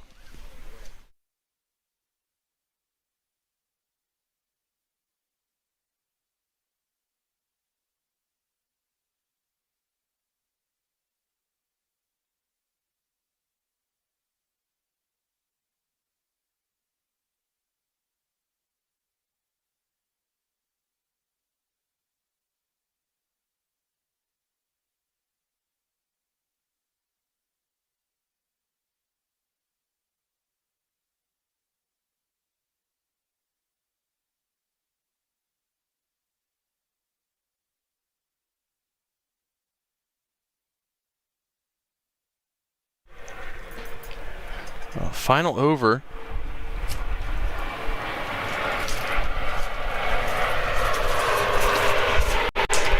Baltimore already setting an enormous target so far with 6 balls to go, and you see everybody is interested in what's going to happen in this over, including the local birds.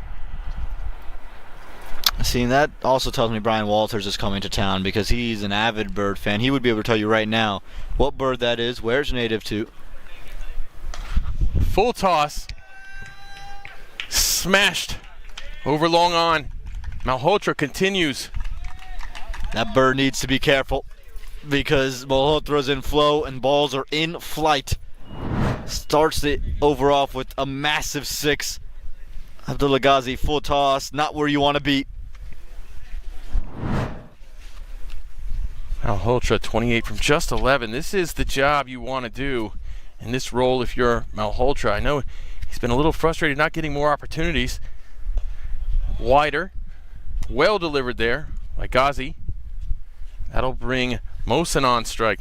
And this is the beauty of having Mohammad Mohsin in this role because now he's someone who forces the bowler to rethink. He's got the individual to go right, left, and now you have to be able to be on the button against a new hand and change your field accordingly. So what's the field set now? Deep point put in place. So expect that ball to attack that wide line with a sweeper cover along off, along on, and a deep mid-wicket fielder. You just don't expect there to be anything too straight to Mohsin now, especially coming around the wicket.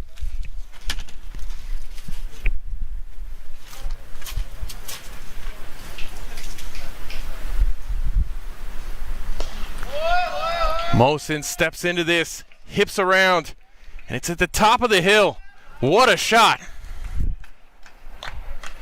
Mohammad Mohsin, yes indeed.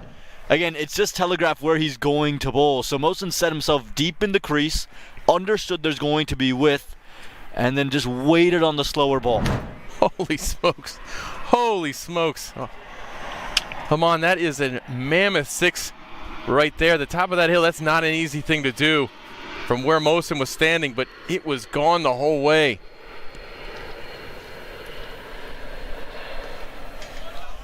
This one's edge was racing away, and Adi can't get to it. It's 4 runs. Mohsin keeps strike. Brings up the 200 as well for the Baltimore Royals. That's why the applause are there. Showed the power, this time the finesse. Opens the face, there's a deep point in place for that shot, but he's placed it to absolute perfection. No chance. Back-to-back boundaries, 3 in the over. Mosen deep, high, and gone. Top of the hill again for Muhammad Mosen, who is putting on a display here at Church Street Park. Hold the pose. Just take a look at Muhammad Mosen, the way he sets himself up on this shot here. Deep across, outside his stumps, front leg open, and yeah, knew it straight away. A little extra panache on it as it sails over the head of our cameraman. 23 off the over with one ball to go. Mosen is on it. Throws his hands at it. One bouncing away for 4. What an incredible display here in the middle from these two. We thought there was a bit of a fight back. No, it's a counter punch.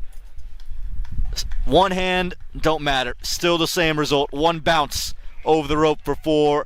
And what an unbelievable end to the innings for the Baltimore Royals. 210, the highest score of these Super 8s by a handsome margin. Mosen finishes 28 off of 7, Malhotra 29 off 12, and those Somerset Cavaliers have something to think about. Take a look at this card. 57 for Kunwarjit Singh, 62 from Lumba, and then that flurry we talked about at the end.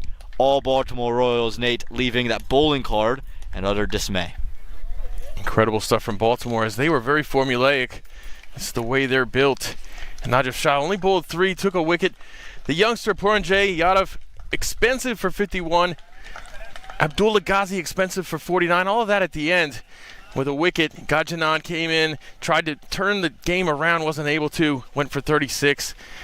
Just a display here from this Baltimore Royals batting side. Well, that first innings, unbelievable, and the Baltimore Royals have set themselves on a good spot to win with margin. But the Somerset Cavaliers, their batting attack is very much loaded with big hitters. Can they chase down 211, or the Royals win with enough margin to make it interesting for the Fire tonight? Find out when we return.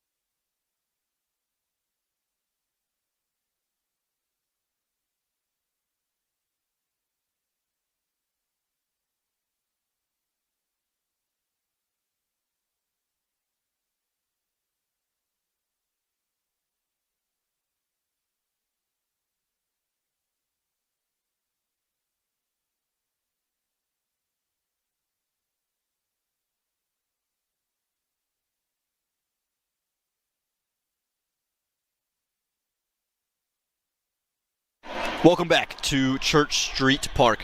We're here for the second innings of this second to last match of action in the Super 8s, where the Baltimore Royals are set up to defend 211 runs in their 20 overs, and they'll need to do it by some margin to give themselves a chance headed in to the final game of today, Nate, where the Atlanta Fire have a foot through the door into the final, but a loss and a win by margin here could just rewrite that.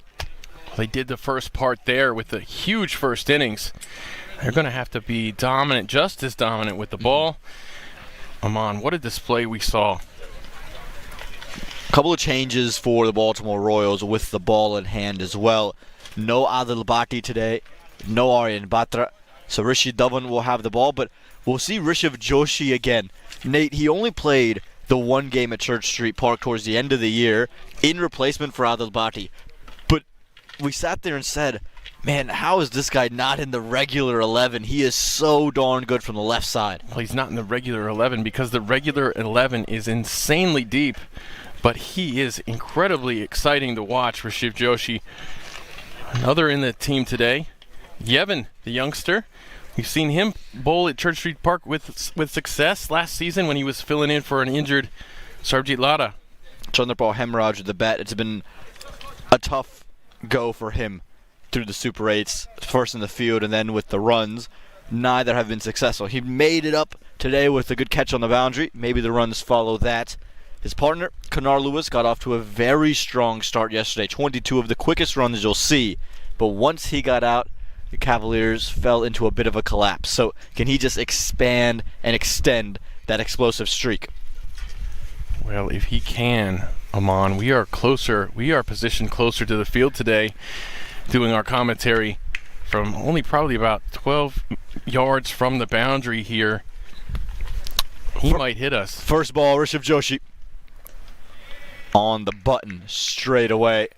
Surprised to see him come around the wicket this early, Nate. Yeah, interesting. Maybe they got a book on Kanar Lewis here.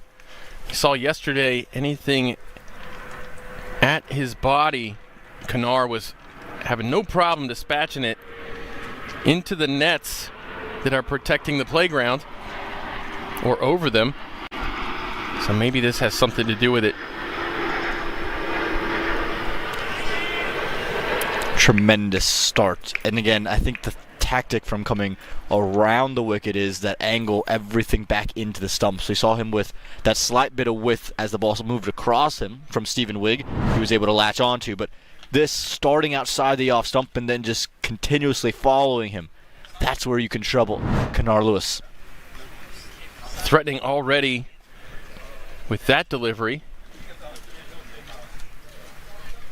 Yeah, Joshi has been quite impressive. We see a lot of success, left arm bowlers in general, but how fun is it to watch a left arm fast bowler? Just short of Sharad Lumba. He thought he was in the game for a moment on the low full toss. We saw that ball move quite a bit through the air from Joshi. There's one thing I don't want to do, it's try to stop a ball hit by Kanar Lewis. You might have to, Nate, if he gets one off his legs. We're stationed right at backwards square leg at the moment. I'm going to run directly into the woods, I think. I'm not going to test out this. I'm not taking my chances with the quality of this tent. It's a high quality tent, Nate, I do have to say. It's held up nicely in different conditions and rainstorms. Well, that's what I mean. It's been tested to a degree where it might have worn down a little bit. We have gotten some great use out of this tent. Kanar Lewis might be coming off the field here. He's struggled with a bit of a side strain in his neck in the fielding, and he's had to step off for a bit. And I think he might be retiring himself hurt. And as he walks off, and you could see him point to his neck straight away as to be the reason why. Waleed Khan will take his place, but this is a huge blow for the New Jersey Somerset Cavaliers. Well, Waleed, talking to him, he likes to open. This is close to opening. Coming in 3 deliveries into the innings. This is a role that he really enjoys. We'll see how he does with it, but anytime you're playing a Kanar Lewis short, it's not a good thing. You're just hearing right now, Kennard Lewis is saying his neck is stiff. Anytime he leans over, tries to look to his left, he's struggling to do that. So it just hinders you as a bat. You can't really access your full region. It doesn't seem like a big of a deal until you can't do it. Well, I can say, you know what? Just turn around and bat from the left side. Everything's fine. Kennard Lewis might have the talent to do that, to be fair. But it means Kennard Lewis goes, again, can return because the injury was sustained in the day's play. So not a wicket down, but new man.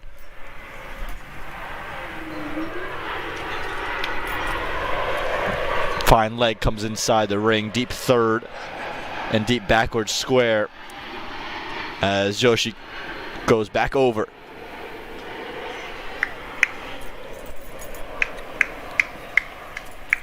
Be a good test now for Waleed Khan, someone who's played a lot of cricket back in Pakistan but was born here and is looking to cement himself in the place of American cricket.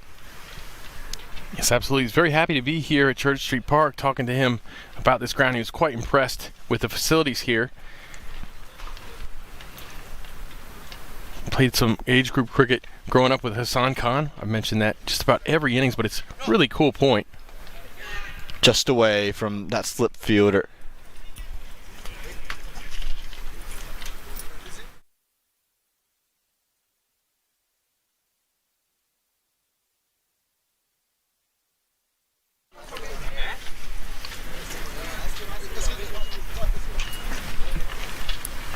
First runs on the board for the Cavaliers, and it brings upon Chandrapal Hemraj. So with Kennard Lewis having to retire himself for now, it means that Hemraj will have to do a bulk of this early run scoring. He's really struggled in these Super 8s, Nate.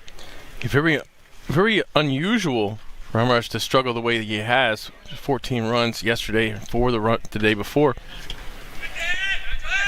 No, just short of Agni Chopra. Nearly a quick day for Hemraj as well. Good footwork from Chopra. If that had carried just a little more, you got to know he would have taken a chance at that, but I think he made the right decision to eventually back up and let it bounce to him. Strong first over, 2 for none.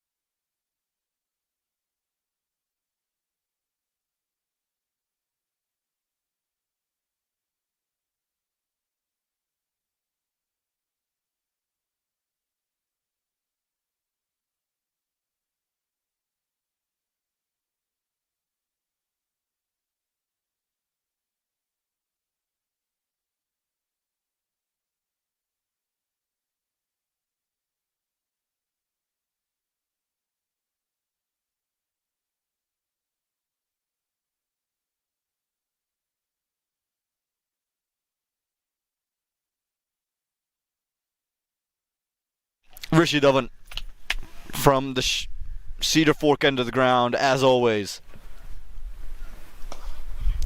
And a strong start for the very experienced seamer. Pedigree's well noted, Nate. Well, he's very good. He has experience in the IPL, playing for Punjab Kings 11. And the one criticism of him is he tends to bowl a lot of wides. He's bowled 29 of those this season so far, heading into today's innings. Well played in the end from Chandrapal Hemraj. Latched on to the poor line very early. Playing this right off the hip here. This is the way that Chandrapal Hemraj will get himself into the Super 8s. We mentioned he's struggled so far. Well, you get a delivery like that. We mentioned Rishi Dhawan can be a little bit off with his line. Well, that's a way to get into the innings.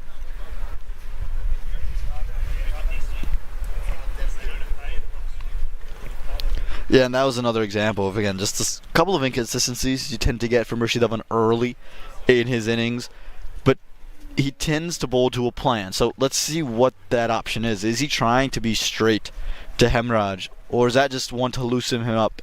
And do we see the next one slant all the way across? Change of angle coming around. Same result, still runs. I'll just plug up for 2. But Hemraj seemingly a much more positive intent today. Yeah, it's very well placed there from Hemraj. Knowing he just has to clear the circle. And right now he's off to a great start, 9 from 4. Let's see how Rishi Dhawan answers here. You see that slip in place, obviously in the power play. Makes sense with a bowler of Dhawan's quality.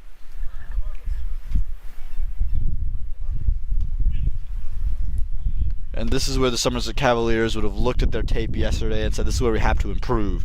Getting the runs apart from the boundaries, not allowing the dot balls to pile up. 6-2-1. Perfect little period. Yeah, good stuff. And we talk a lot about how important the power play is here. It's definitely important in a chase. You want to get those runs on the board, especially against this Baltimore team. They thrive on pressure. If you don't put up a decent power play, you're giving yourself an awful lot of pressure to deal with those leg spinners.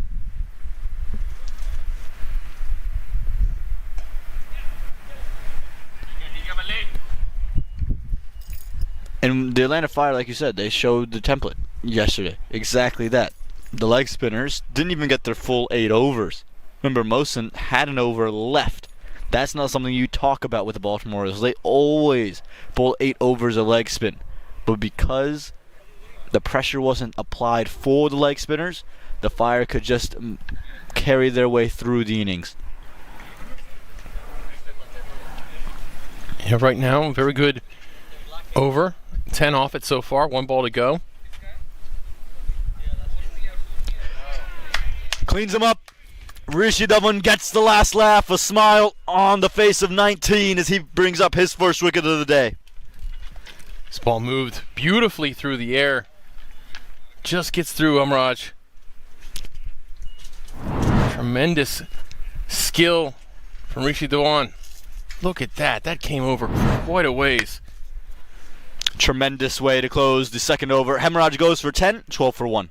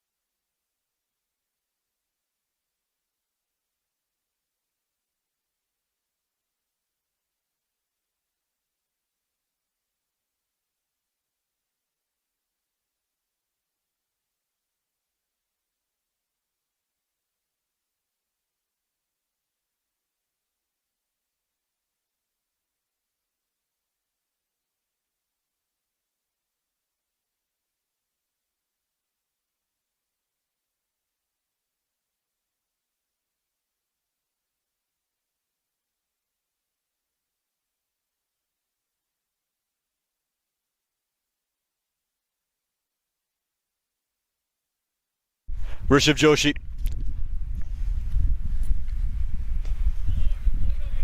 Absolutely in a great spot. Nearly came back. But this man, I know Baltimore's going to try to keep him, but he's of a Canadian descent, plays his domestic cricket there. I think if you're a franchise looking for a quality seam option in minor league cricket, here's a fella to look at. Certainly deserves to be in somebody's regular 11 with the quality that he has. Dropped. It's Rishi Dhawan at first slip.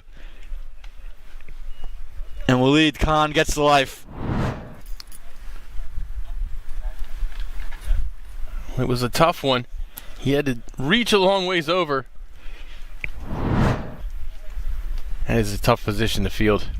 Yeah, again, it's not the easiest of chances. It's not one you necessarily expect Rishi Devlin to take. Standing there first slip would have been arguably the catch of the Super 8 if he was able to hang on to that hanger. But now Gurjendra Singh makes his way onto strike. First time we've seen him come into number 3 position. He's typically been at 4 or 5, but with the retirement of Kennard Lewis, effectively was going to be the next option.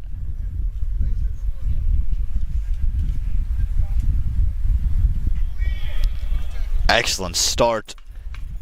Singh, I think, had been undone on all fronts. Jaskrin enjoying a little bit of a rest. I think there's some mouthing off going off between the two of these guys. Friendly, of course. But gosh, Singh coming up with air doesn't happen very often. A swing and a miss from him. Still chirping. Malhotra and Singh again, both of whom would have represented the USA at a similar time.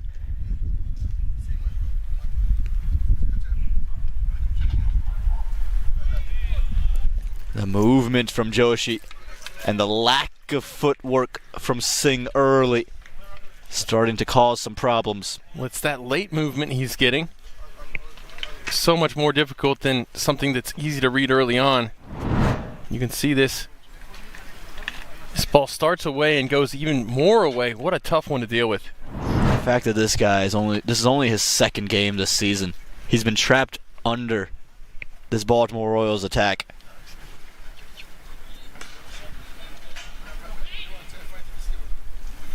And you can't blame him for not picking him. You can't drop Rishi Devlin. Adil Bhatti provides so much with the bat. Aryan Bhatter's under 21, but this is a gem. And again, whether he's in the Baltimore Royals colors or not next season, you expect him to be in a regular 11 next year. Oh, 100%. Especially with that left arm. The fact he's a left arm pacer, moves it late, has good pace. Gurjendra Singh's got nowhere to go against this man. Number 87's only given up 3 from his first 2. It's 13 for 1.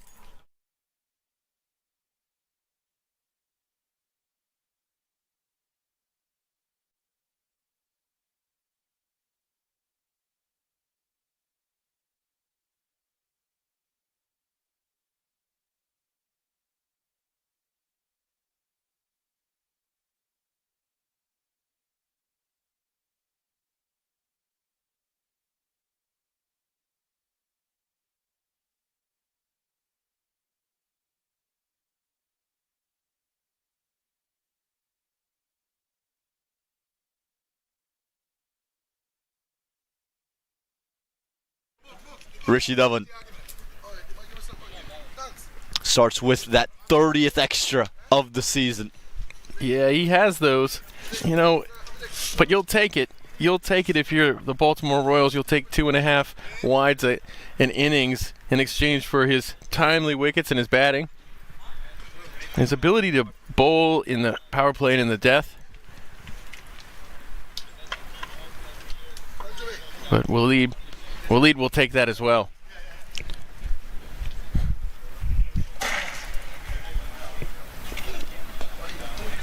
He has been a touch hesitant. Waleed, again, the dot balls have been what's killed the Cavaliers. He's 3 from 6 now with no real sign of intent yet. He's just got to be able to work it into a vacant region for 1. That last over only going for 1 is such a problem for the Cavaliers. You're chasing upwards of 210.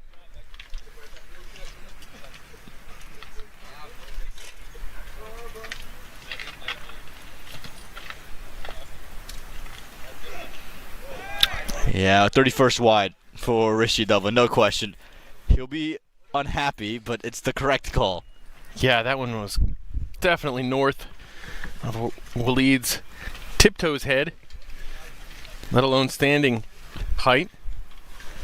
I'd love to see if that sets up a Yorker. If he holds the ball cross seam here and just looks to go right onto the toes. A little Lockie Ferguson style. The bouncer and then the Yorker.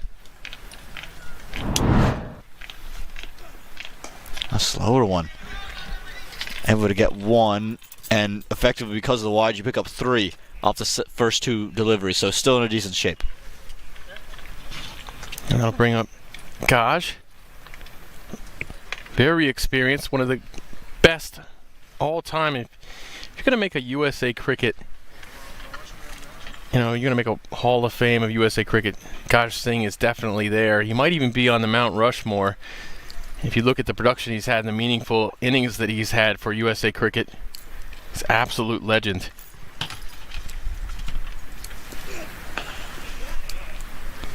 A lot of work.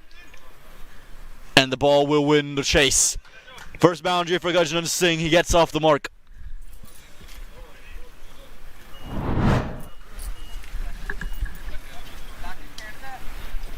Great shot from Gaj, finding plenty of space. Agni Chopra couldn't quite get to it.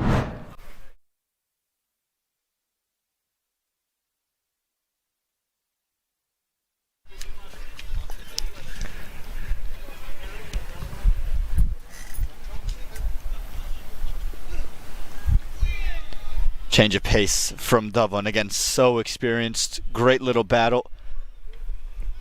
Malhotra still jawing with his former USA teammate. Just tried to get him out stumped there. And when you come down to the south, play against Southern Division teams, expect the wicketkeepers to be very active and very vocal.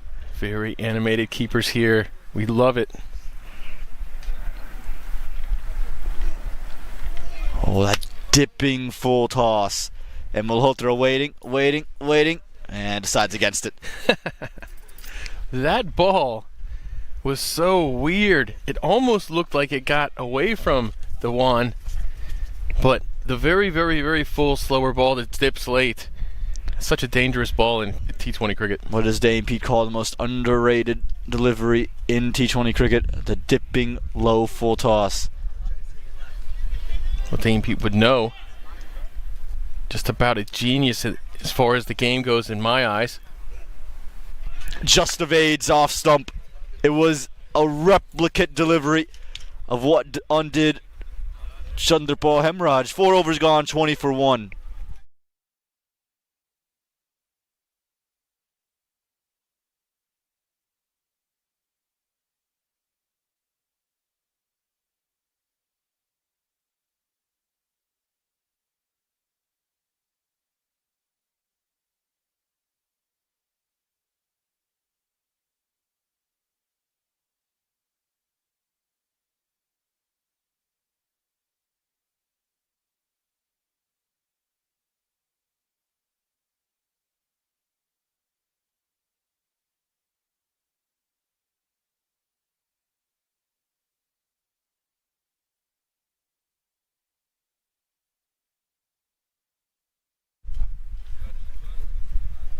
Missed his run-up there, Rishabh Joshi.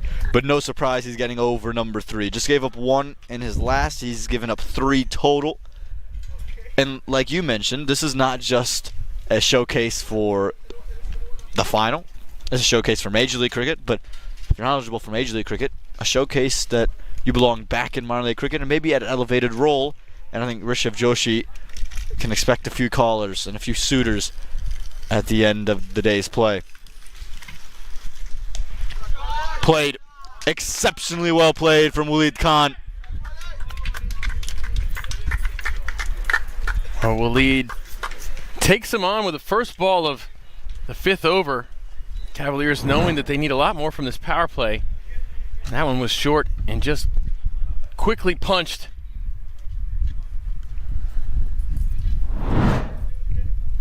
It describes intent at its very highest degree. Waleed Khan likes to be on that back foot, and also would understand he's taken some time to start, but now that he's seen 7 to 8 deliveries, it's time to tee off.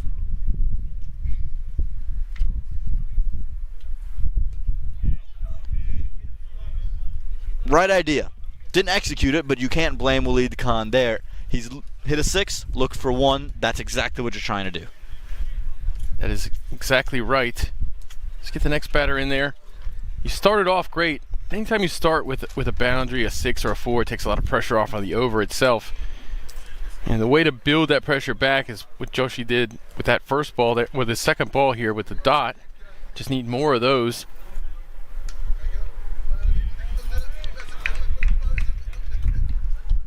Joshi's got a little bit of extra oomph now, you can see as well, running through.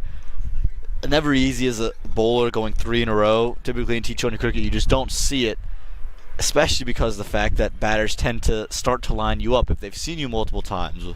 Waleed Khan would have seen him since his very first over. So an important little battle.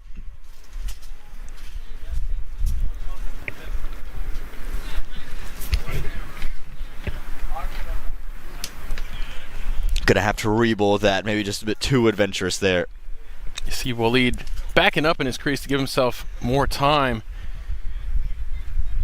And that ball just sailed way over his head. He had plenty of time to watch it do so. And if you're Rishabh Joshi and you see Khan that deep in his crease, just go throw it up. Let the ball swing.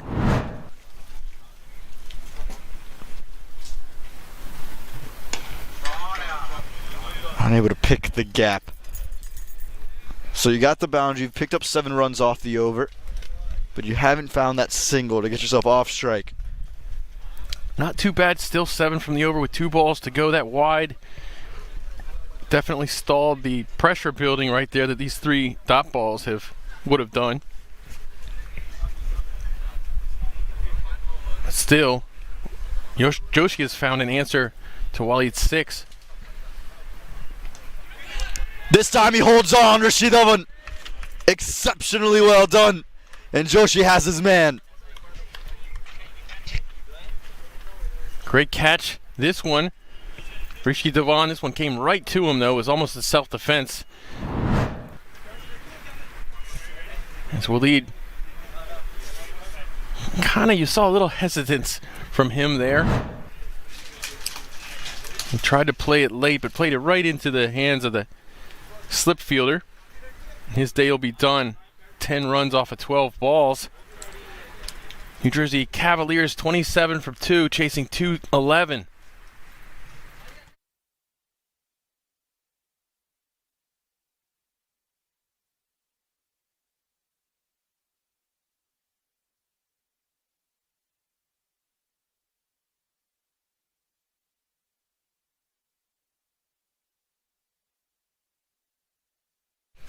Well, Abdullah Ghazi, he's got a couple straps hanging out. He's trying not to get timed out.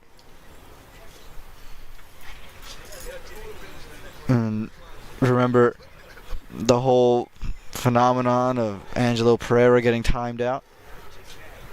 Sorry, Angelo Matthews rather getting timed out at the World Cup against Bangladesh.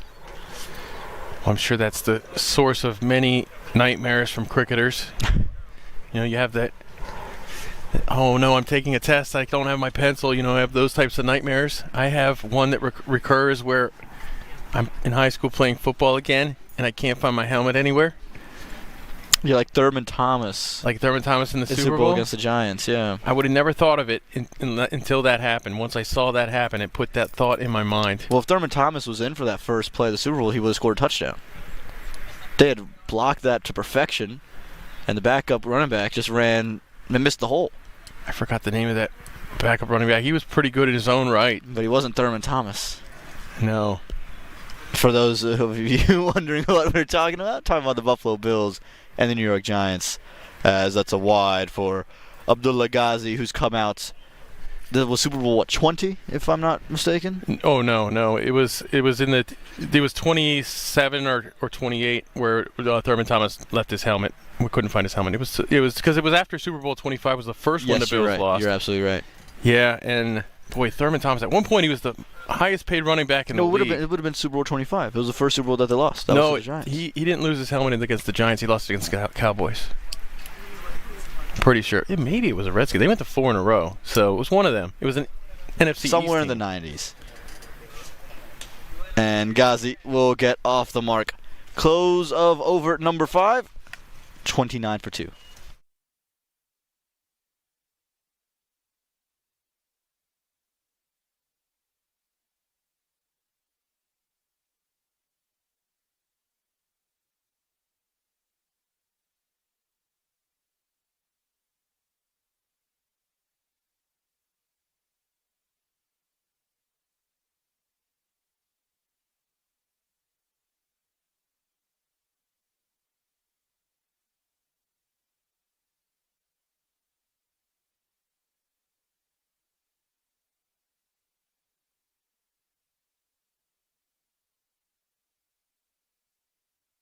So Nate, you're obviously right, as always. It was Super Bowl 26 against Washington where that happened. It happened after the Henry Connick Jr.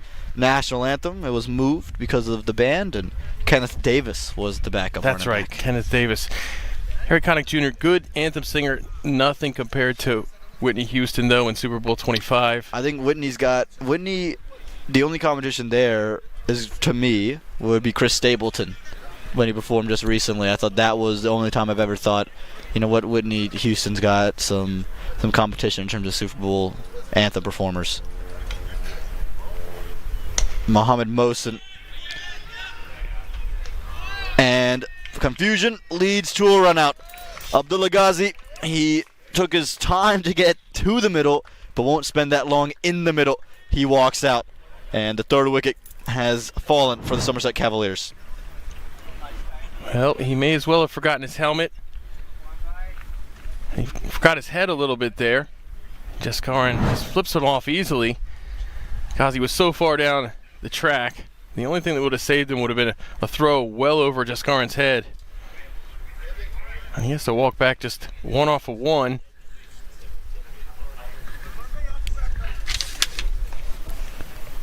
$29 for 3.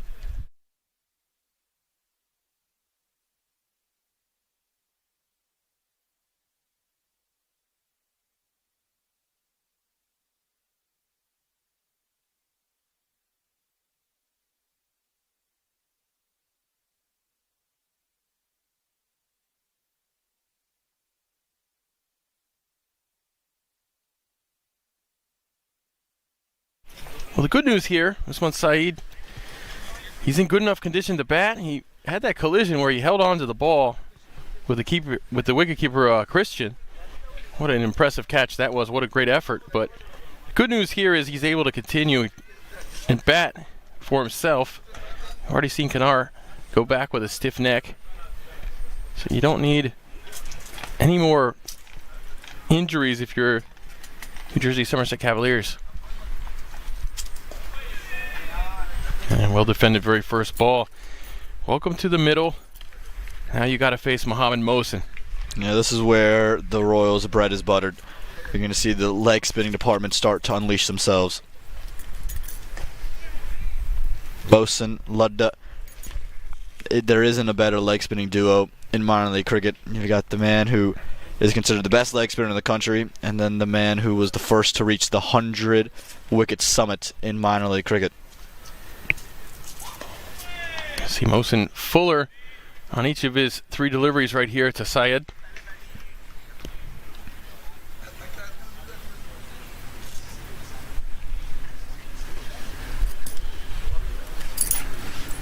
Flighted that time. Same result, just a dot. And only 1 ball to go. And how fast did the Mohamed Mohsen overs go here at Church Street Park? We're already on the final ball of this power play.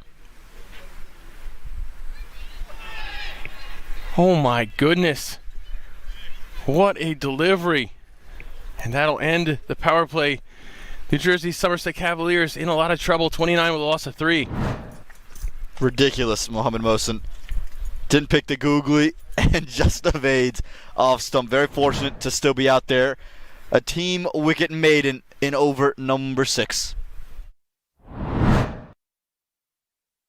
This power play, Nate, it might have started for the Cavaliers with a 6, but it was a wicket there, and then Rishabh Joshi put his stamp of authority onto this unbelievable bowling display. 2 wickets, even after being taken for 6, he clawed back, and Mohamed Mohsen then, as soon as he got in, wicket seemingly followed the leg spinners, run out, and 29 for 2 by the time this power play ends. Make it 29 for 3. As Tasty Halal Food Truck is in. Nate's happy about it, pumped up. I know where Nate's headed after this. And Sarbjit Ludda has got the ball in his hand.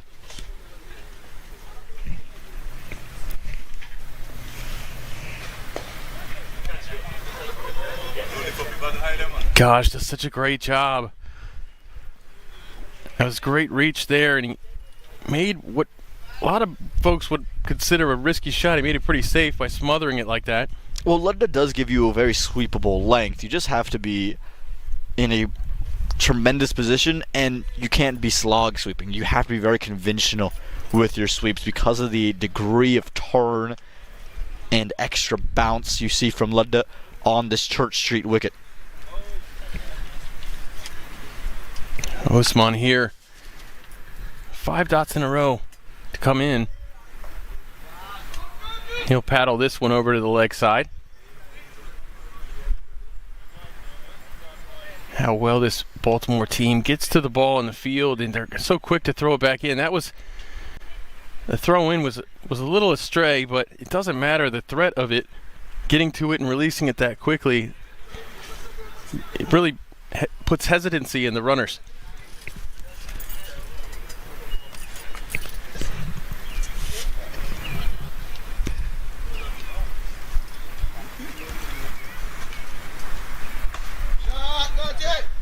Flighted, splitting the field, but not enough.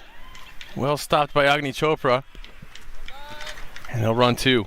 Again, excellently committed in the field are the Baltimore Royals. They just have this energy and buzz about them that we've talked about a lot, has not been there in previous years. I say they had a little bit of it last season. It's gotten even better this season. And we got the ice cream truck coming up now too, so Amon's happy about that. We're both happy over here. Come on over to Church Street Park. Flighted again. Slog sweep. Over to the hill. What a shot from Gajanant Singh. Don't see too many people take advantage of Sarvjit Ludda, but Gajanant Singh would say, smaller boundary, ball turning back into me. He's going to take his chances. Was given the width, given the license, and again, tremendous recognition from this big-time cricketer to pick up a boundary. Gosh, Singh is class. He knows what to do, and he has the ability to do it in spades. On how clutch has Gajanant Singh been from the left side for USA Cricket. Just his ability to bring the game back into reach for the team over the years in the one-day game, and his ability to score quickly in the T20 game. It's been so versatile to them. Key in that first ever win against a full member against Ireland. That's some serious flight. Gosh steps over to it. In spite of a slight slip on the boundary there by the fielder, he throws it in well and quickly, and it's just going to be the one. Again, Gajanant Singh can pick a spot, so he'll sit there and say, yes, that required run rate has moved up towards 13, but if we don't lose wickets in this middle period, okay, we might have a chance. We might be able to get Kanar to come out here to bat a little bit. Again, he just seemingly has a way to crawl and grab teams out of positions. Flighted there. Well bowled. Just going to end that over with a dot ball. There was some damage done. 10-11 from it against Lada, which is no small accomplishment. New Jersey Somerset Cavaliers 40 for 3 after 7.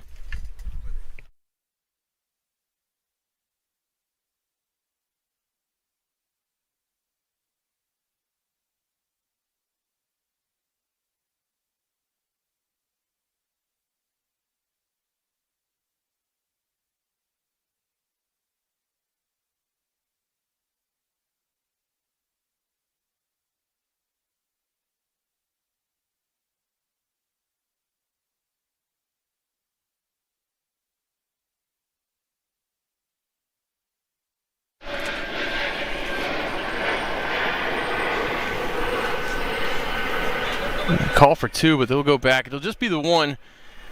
The first ball against Mohsin for his second over. His first run conceded so far for Mohsin. So important to have that left-hander out there and available. Why is that? Because, again, it just gives the ball to turn back into the lefties, and it just provides another challenge for the leggies to think about. Well, we saw that yesterday from Atlanta. A little quicker there.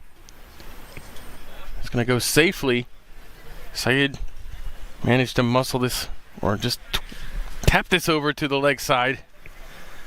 It's a risky way to play against the two leggies, but he's committed to it, and sometimes you just have to commit to your plan. I think about when Cam Green went over to Sri Lanka for the first time as a member of the test side for Australia. He went there and on tough conditions in Sri Lanka, committed to playing the sweep in a very risky manner, but was able to pick up 50 runs on debut. I'm curious to see what this delay is. Is there a... It looks like the batter might have gotten hit on the helmet there, and they're looking to just get a little physio check in. This looks like water's coming into the non-striker. Again, the concussion check, such a prevalent part of the game. We've already had this. Syed's already had a collision in the first innings. Mosen's frustrated with it. He's saying batter doesn't want it. And in the end, it looks like he's been turned away. So just a touch of a delay here. But everything's sorted and ready to get Gurjit Singh back on strike. Well, the rare pause in a Mohammad Mohsin over. Yesterday, we saw this Atlanta Fire team take advantage of the lefty-right combination with Paul Palmer, Rishi in the middle. They seemed to be the antidote for this leg spin bowling attack, and it held Mohsin to just 3 overs on the day. Yeah, and that's a rare thing to keep Mohammad Mohsin down. So that's why, again, having that ability to go left-right is such a valuable thing, especially in T20, which is so matchup-based. It just gives you an advantage in certain matchups. Well, that one's just chipped for the one. And we've got 4 singles here. 4 balls against Mohammad Mohsin. And you do want to rotate strike against Mohsin. You don't want to give him too many looks at the same guy. He's just too dangerous. Gosh, Singh took a big whack at that but missed it. And that's why he's been bowling much quicker to Gurjit Singh, who likes to play late behind his eyes. He's looking to maneuver it behind square. So just trying to push it through, not really trying to turn it a whole lot, Mohsin, but rather keep Gurj off. There's a cut shot into the fielder. Bobbles it enough for them to get away for 1. And that's the end of 8. 45 with a loss of 3.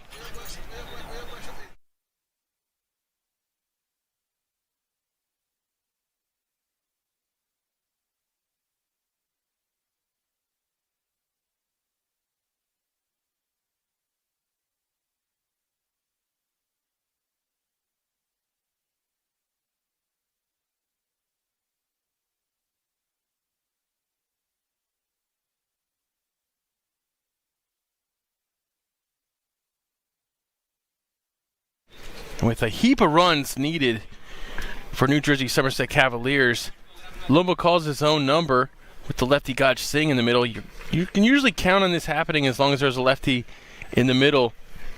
Lombo's going to give himself a couple of overs against them, and usually to great effect. And you see the Atlanta Fire there warming up in the background. They will know they are in control of their own destiny. Win and you're in. Back to a final. Last time they were in the final was at Church Street Park. They fell short in 2022, and they're looking to right those wrongs here in 2025.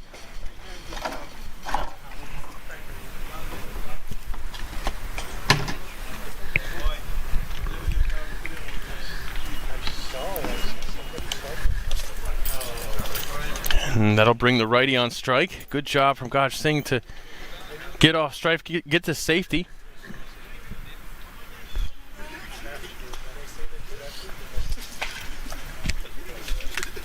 And we saw those practice nets. Atlanta over there getting some net time in.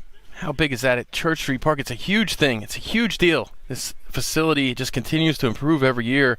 Those nets are very popular with visitors. Oh, this got through, and I don't know how it didn't get the bails, but Syed survives. Again, Sharad Lumba is not a big turner of the ball, but he's just always at the stumps. That one did turn.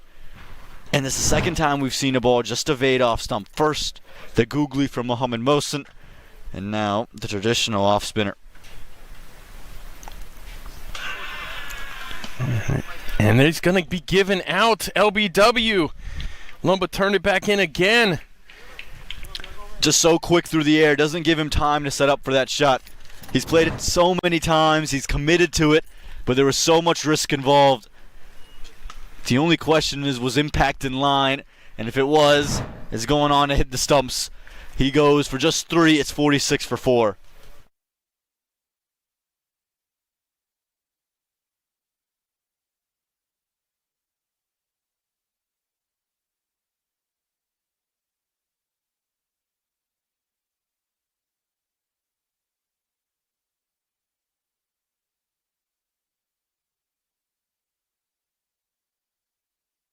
Christian making his way into the middle.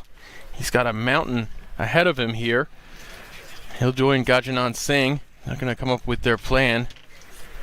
Syed sat down for just 3 runs on an LBW, and that ball did turn back really well. And another point here is that the Royals would want to win this quickly, right? That's their best chance to climb back in this net run rate conversation. Yes, a margin would be helpful, but how quickly could you win it would also mean a better chance into a final. So if you're the Cavaliers, you're also playing for that, right? You can play through 20 overs and you can make it within a 100-run game. Okay, you might have just stymied this cause.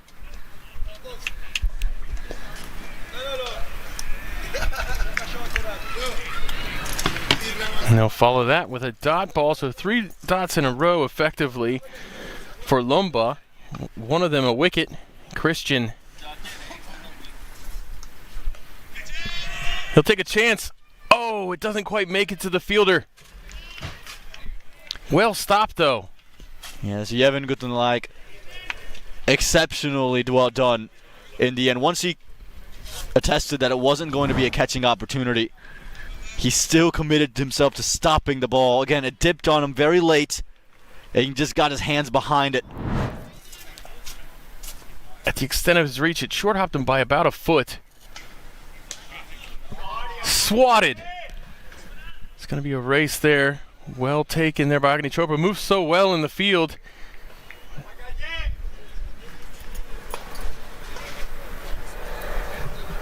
Close of over number 9 is 49 for 4.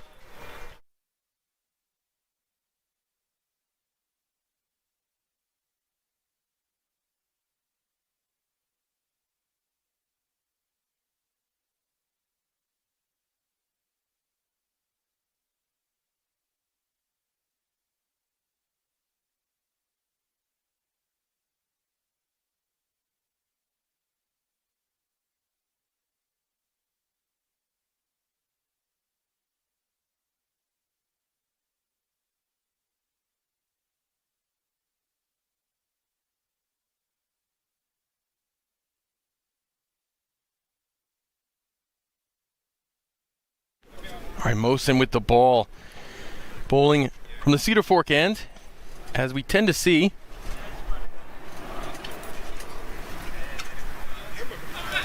This one gets through Christian, but misses the stumps. That's the 3rd time we've seen a ball evade off stump. It's the googly not picked out of the hand. Huge gap. And oh, that is agonizing for Mohamed Mohsen.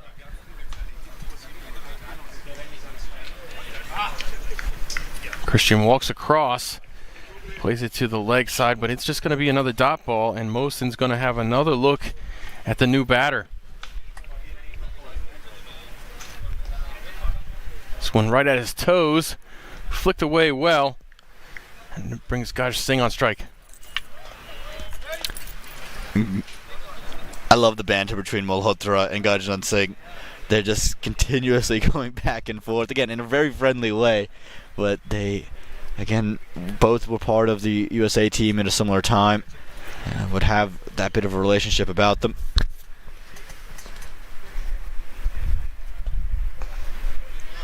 Once again, Gaj covering the top of the ball with the sweep. And that is a safe way to play. And this is who Mohamed Wilson would rather bowl to. He's happy to concede a couple of dots early and a couple of singles to get more looks at Christian. Christian playing this very late. It's the surprise factor in that he's ready for such a tremendous delivery that when he sees one that was that short and that hit me, he didn't know how to react. He said, "Oh, okay, I'll nudge you because I shouldn't be able to do anything else." Well, that's where your fast hands come in handy.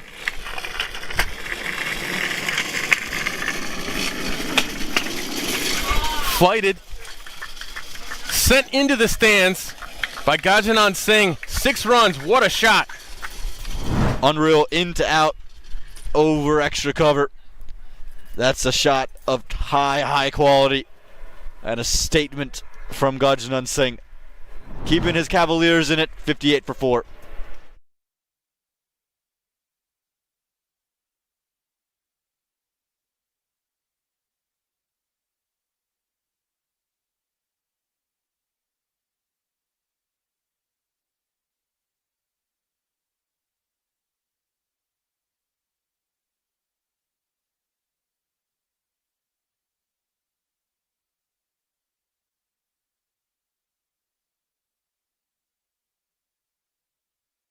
And Lumba continues for the 11th over.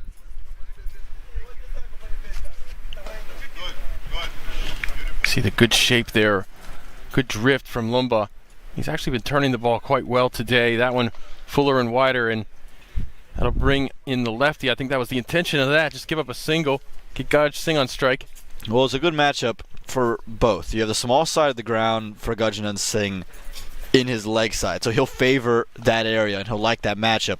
For Sharad Lumba, he'll say, okay, I'm turning it well and I can spin it away, but I got the arm ball back in. So is he going to bowl quick and defensive, or is he going to take a bit more risk asking Gajanan Singh to take him on?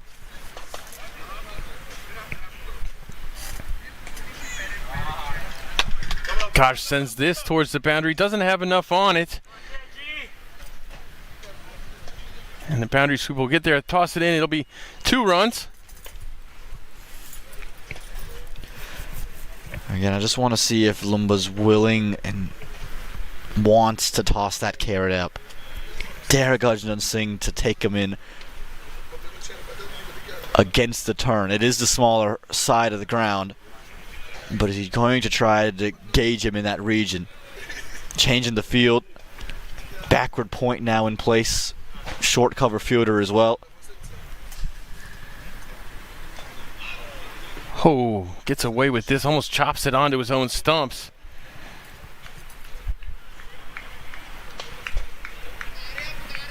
Feels like something's going to give in this over. Gajanan Singh is really looking to target Lumba. Expect fireworks in the next couple of deliveries. Flatter. And sent over the rope flat.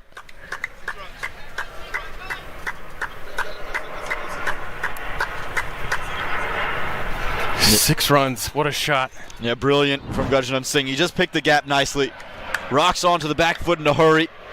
And then mid-wicket, long on, puts it right between them.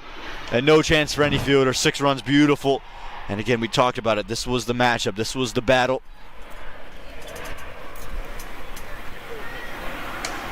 And Gajanan Singh is winning that battle, no question about it. Picks up 10 runs of his own off Lumba and gets to the non-striker's end. 1 ball to Christian here to close out the over.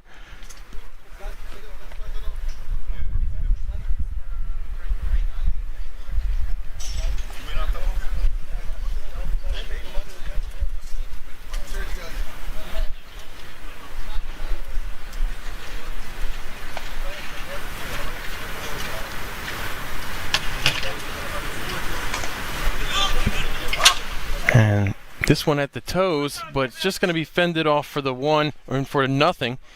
End of 11, 68 with a loss of 4.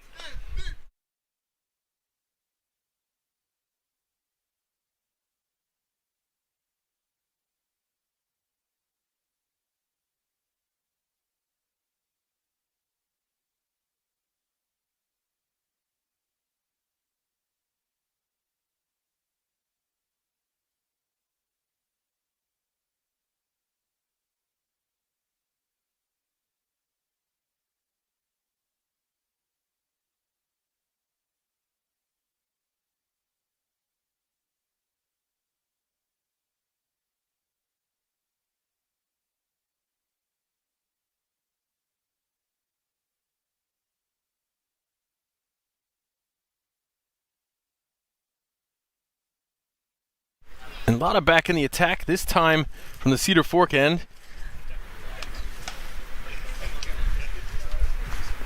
Amani pointed out to me just in between there. He wants the bigger side of the ground to work with. That one turned back like a mile. That was a cup check right there. Definitely high. And possibly even going down leg. It turned back like crazy.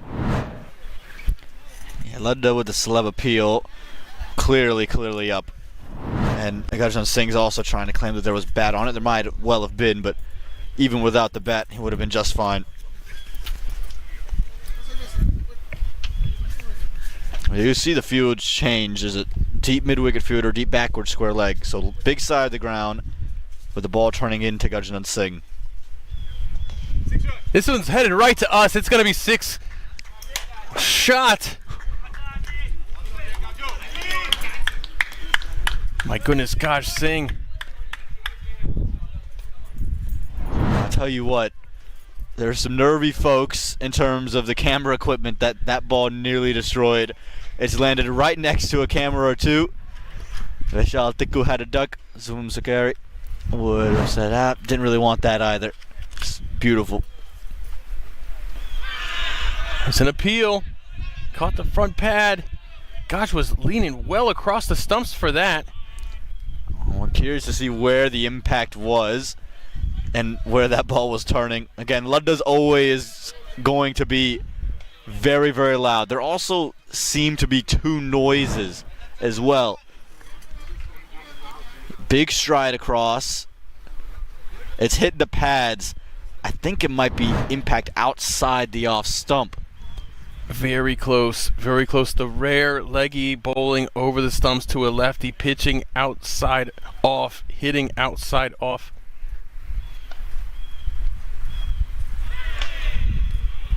Ludda again with the celeb appeal.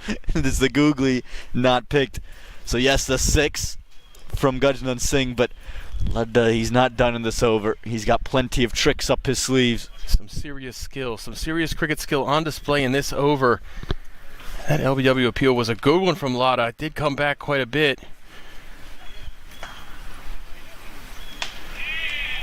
God, just gone. Skipped down the wicket. How often do you see this from Lotta? So one thing you can't do against Sarbjeet Ludda is run at him. The dip, the drift, and then the amount of turn that he extracts, you just can't leave your crease. And once Gajan left it, he knew that his fate was sealed. Quick work with the gloves from Malhotra. Gajan goes for a well-made 42 at 74 for 5.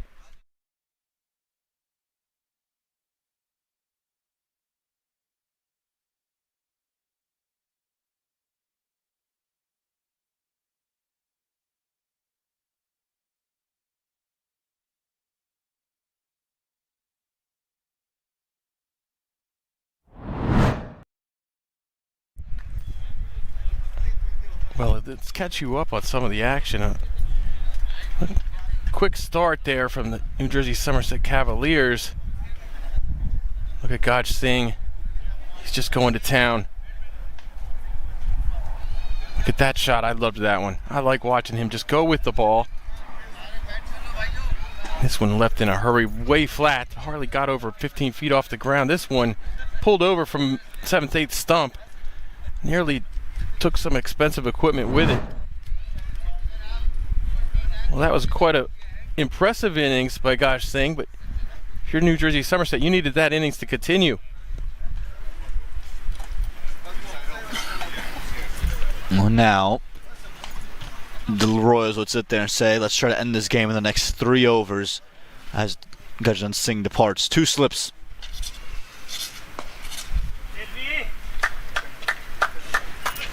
And they'll end Lotta's second over with a single. A lot of work to do. 211 to get. 75 runs have been put on the board, but 5 wickets down after 12.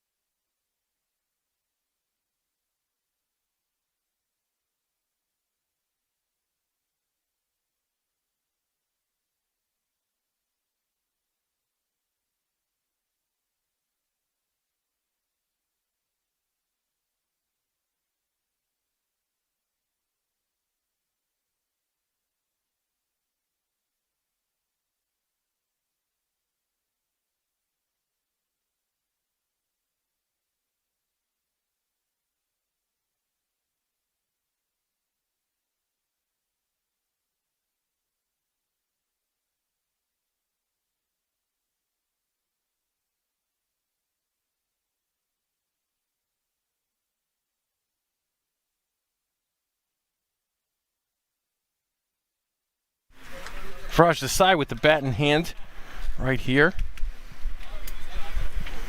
Much more traditional batting stance than his bowling style. Oh, just past the diving Jaskar Malhotra. Apte's going to feel like he's got some bad luck with his first delivery. Oh, Tanush Apte, he was going to revel in that moment to pick up a wicket on his very first ball here in these Super 8s. Didn't think he would get a chance to play, and just past the outstretched glove of Malhotra. Skip! Give the youngster a slip. Yeah, give him a slip. You're chasing wickets, why not?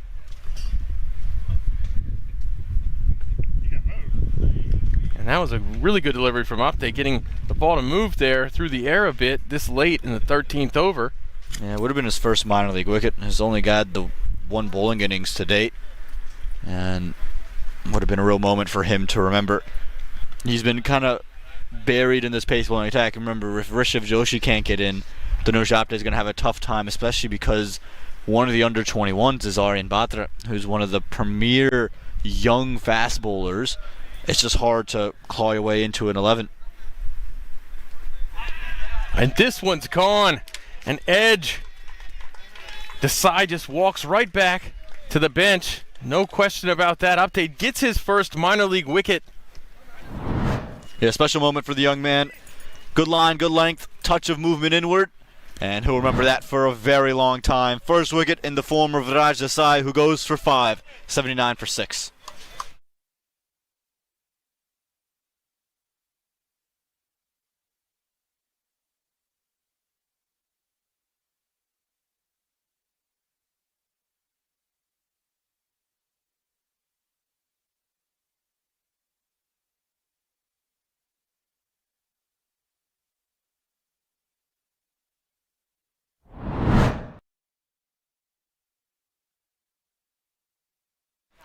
Seamers have been brilliant today. Rishi Dhawan, and then it started with Rishabh Joshi, and then the fielding, spectacular, and it's just been a collapse since, Nate. Yeah, it absolutely has. See the LBW there. Gosh, saying he was really the last hope for the Cavaliers, and a huge first wicket moment for Apte. Kanar Lewis is going to come back out to bat. You know, just seeing enough. Kanar, again, he's got a choice to come back at any point in time to come back because he's retired hurt. And he's elected to come out now with a bit of a stiffness in his neck. Well delivered by Apte, following up a dot after that wicket. That's 3 dots in a row now for the young Apte, following the initial boundary on his first ball of the innings, which was just bad luck. He's looked sharp. Yeah, tremendous. Again, he's another one with an interesting land. You see the front foot collapse and gets very wide. It doesn't get really side on, but he's very effective. Whacked hard, but right at the fielder at the boundary. Apte continues his economical over.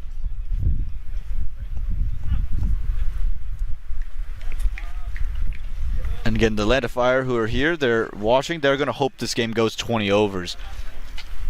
Yes, the Royals are going to win. They're going to win by some margin.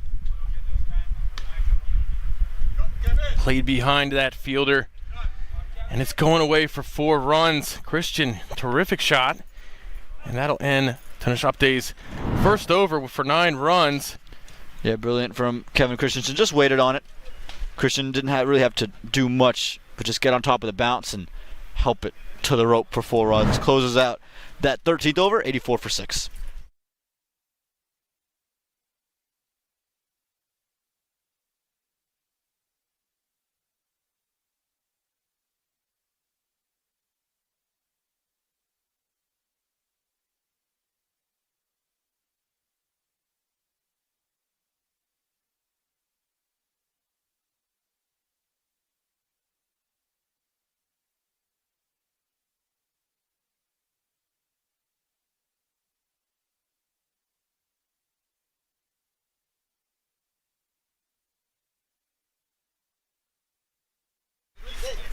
Flighted sent over the boundary. Kenar Lewis, this is why he's so valuable for this Cavaliers side. Neck might be stiff, but the runs, they're going to flow. Doesn't need to be able to look over his left shoulder for that one. Can get himself squared up and squared away. When you're batting against Lada, you have to think the neck is important because you're going to be looking up in the sky at the flighted deliveries.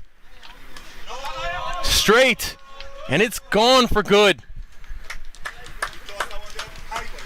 I don't think this one's coming back. Come on. Yeah, keeps throwing it up, and he's got the smaller leg side to work with, Kenar Lewis. But it doesn't matter, big, small. That one's clearing any ground in the world. When Kenar Lewis gets it hit, it stays hit, and that might be the biggest six we've seen so far in these Super 8s. That was tremendous, that shot, Aman. I want to put a skylight in this tent so I could watch that ball and balls like it fly through the air without having to look under the tent, but he mashed that one into the moon. Nate wants a convertible tent. That's what I'm hearing. Or a sunroof. You want a sunroof in the tent. Oh, bulletproof glass, too, with Bulletproof Kenar out there. Got a new ball out. Well done, Harsh. Nicely done. He's heard me. That's why he's giving me the thumbs up. Well, as you said, this Atlanta Fire team that won yesterday against Baltimore is going to want this game to end in a hurry, and Kenar Lewis has no plans. Better length. Much better length from Sarbjit Ladda there. You have to stay out of the very wide hitting arc of Kenar Lewis. With his levers, you've got to bowl much shorter than you would initially plan. And with Kenar, there's less risk that he's going to get stumped. He's not in a hurry to come down the pitch. He's lucky there with a top edge. Just going to rest there. He'll run back for two. That keeps Kenar on strike, which is exactly what you want. That was actually very well played. Yes, it was top edge, but very intentionally played to fine leg. Saw it was quicker, so didn't try to overhit, just try to position it. And again, with no fielder at fine leg, it was always going to be a very safe shot. Tremendous start for Kenar.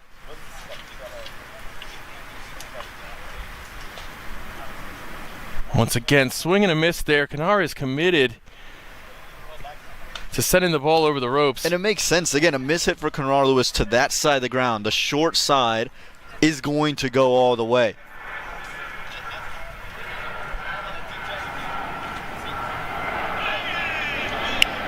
You're going to appeal for an edge. Umpire's not having it. And with a dot ball, 14 from the over against Lada. New Jersey Cavaliers chasing 211, 98 for 6. And let's look at the replay here. Yeah, I think Malhotra just having a big shout. Ludda, he wasn't convinced. Stymied appeal. 14 gone, 98 for 6.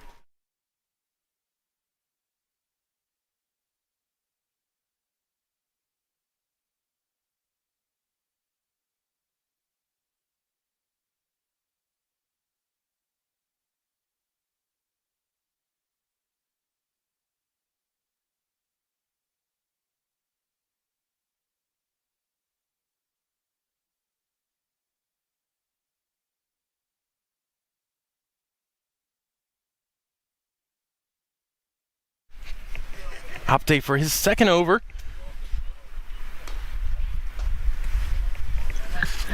How good has he looked, Aman? It's important for him to find some success or find some rhythm. And why? Because, again, as a young man, you're getting very limited opportunities in this squad in particular. So there might be other minor league teams that could provide you an opportunity, or you're just starting to make the selection committee rethink your positioning. This one over the covers. All the way to the rope. Christian. Yeah, tremendous stroke there. Use of the feet, and Opte has elected to push it wide. So Christian just had to free his hands and watch that one sail over the cover fielder inside the rig. Well, that's really the first shot of any type of conviction against Opte so far in his 8 deliveries. Yes, he conceded the one boundary 4, but that was a lucky shot. It's going to go for a wide here. And this is where you test your young bowlers to adapt when individuals just start to tee you up a bit. Remember, it was cut for 4 on his last ball to Christian. Now is lifted over cover for 4, or to make it 6, and that ball to Christian. So how do you respond now? 2 boundaries, back to back to him. Where's your area? How do you now put pressure back onto the batter?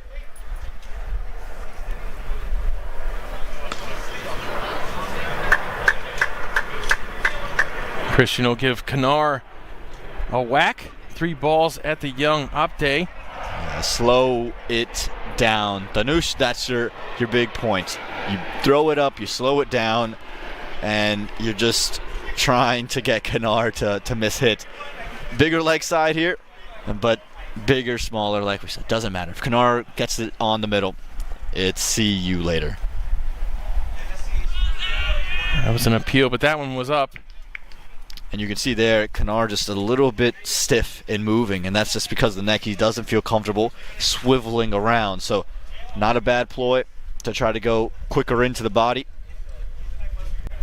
Typically so good getting those away. Anything at his body yesterday, he just sent over the ropes with some acreage to spare.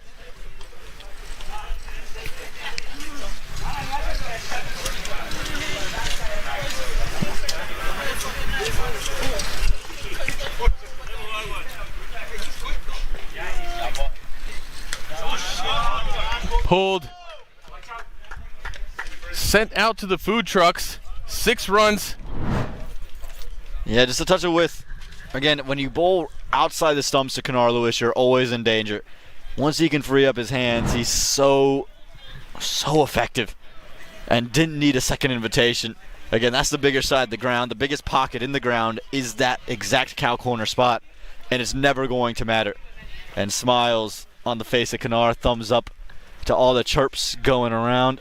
He's closed the gap to under 100.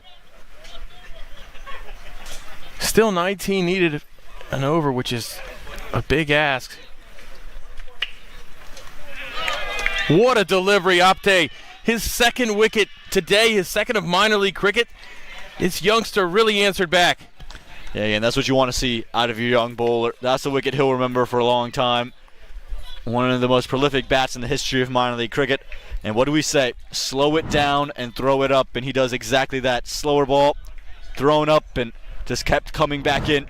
Kanar swings all around it. Some fireworks for him as he goes for 21. It's 112 for 7 at the close of 15.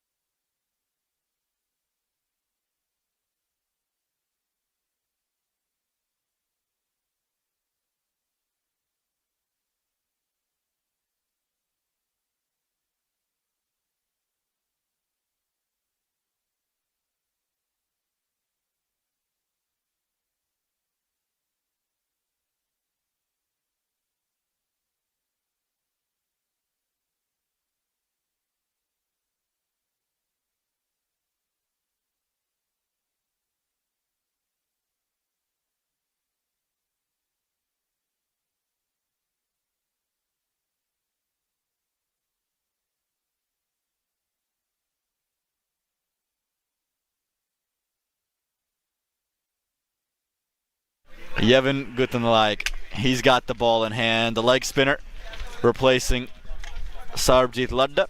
And before he ever steps on the cricket field, Yevon's an impressive man in his own rights. Starts off with a little loosener, but just a couple that he gave up. All right, let's talk about Yevon.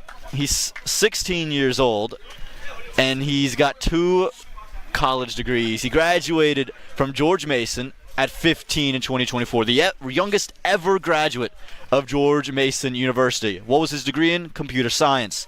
Then he said that wasn't good enough. So in 2025, he got his master's from George Mason at 16 years of age.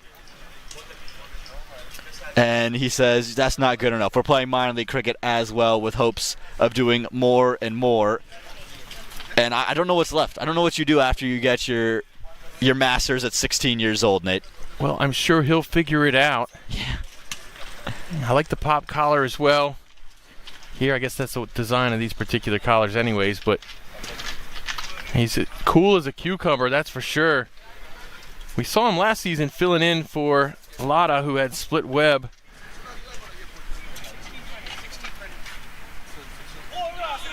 Well bowled. Just the googly getting past Agrawal there.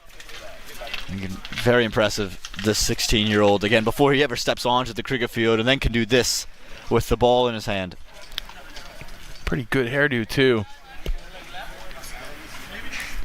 I tell you what, the young leg spinners in this country might have collectively the award for the most stylish hair, and I think Yasser Mohammed's the start of it. Then you go to a Sahir Bhatia, Yevon Guttenlaik, Adam Khan. I'll tell you what, I met Yevon's younger brother yesterday. And a wicket for Yevon Guttenlaik. His first of the season, and it comes in his very first over. What a job, Yevon. We've seen you have success here at Church Street in the past, filling in for Lotta last season. Doing quite well, taking his first wickets in minor league last year at this ground, and now he's taking his first Super 8 wickets.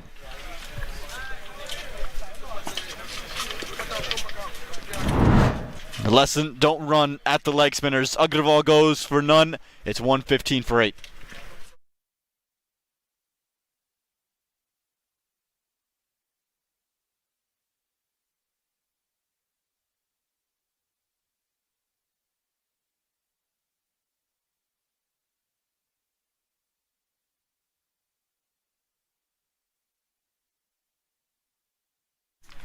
Puranjay Yadav comes out and the Royals smiles on their face. It might be their last time here this season in minor league cricket. They'll be awaiting the results this evening, but they're going to go out doing what they always do, enjoying the game and playing with a good vibe.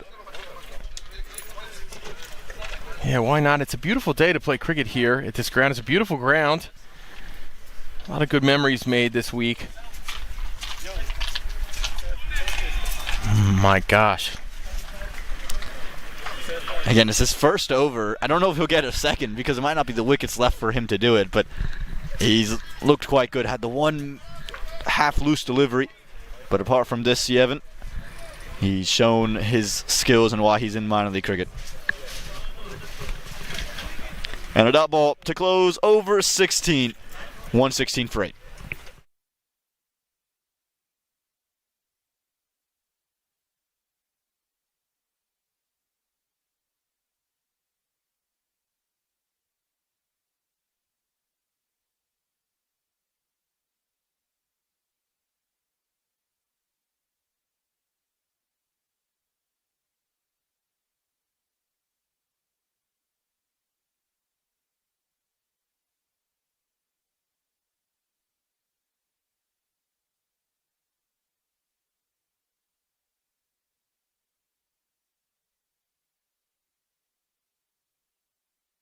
There we go. Ice cream in business. If you're in the Triangle area, get yourself to Church Street Park. Still another game on display later this evening. The Atlanta Fire will look to cement their spot in the final against the New Jersey Stallions under the lights at Church Street. Just a couple of bounces. And some more confusion. Did they not take a single run? I don't know if they took a single run on that time. Christian wanted the strike for himself. Yeah, a little bit of confusion there, and Yevon's throw was sailed over the keeper with absolutely no consequence at all. There could have been 2 on offer, but even when he does something wrong, Yevon can't do something wrong. Straight through. Apte's got a third. What a day for the young bowlers. Here for the Baltimore Royals, 3 for Apte. Unreal.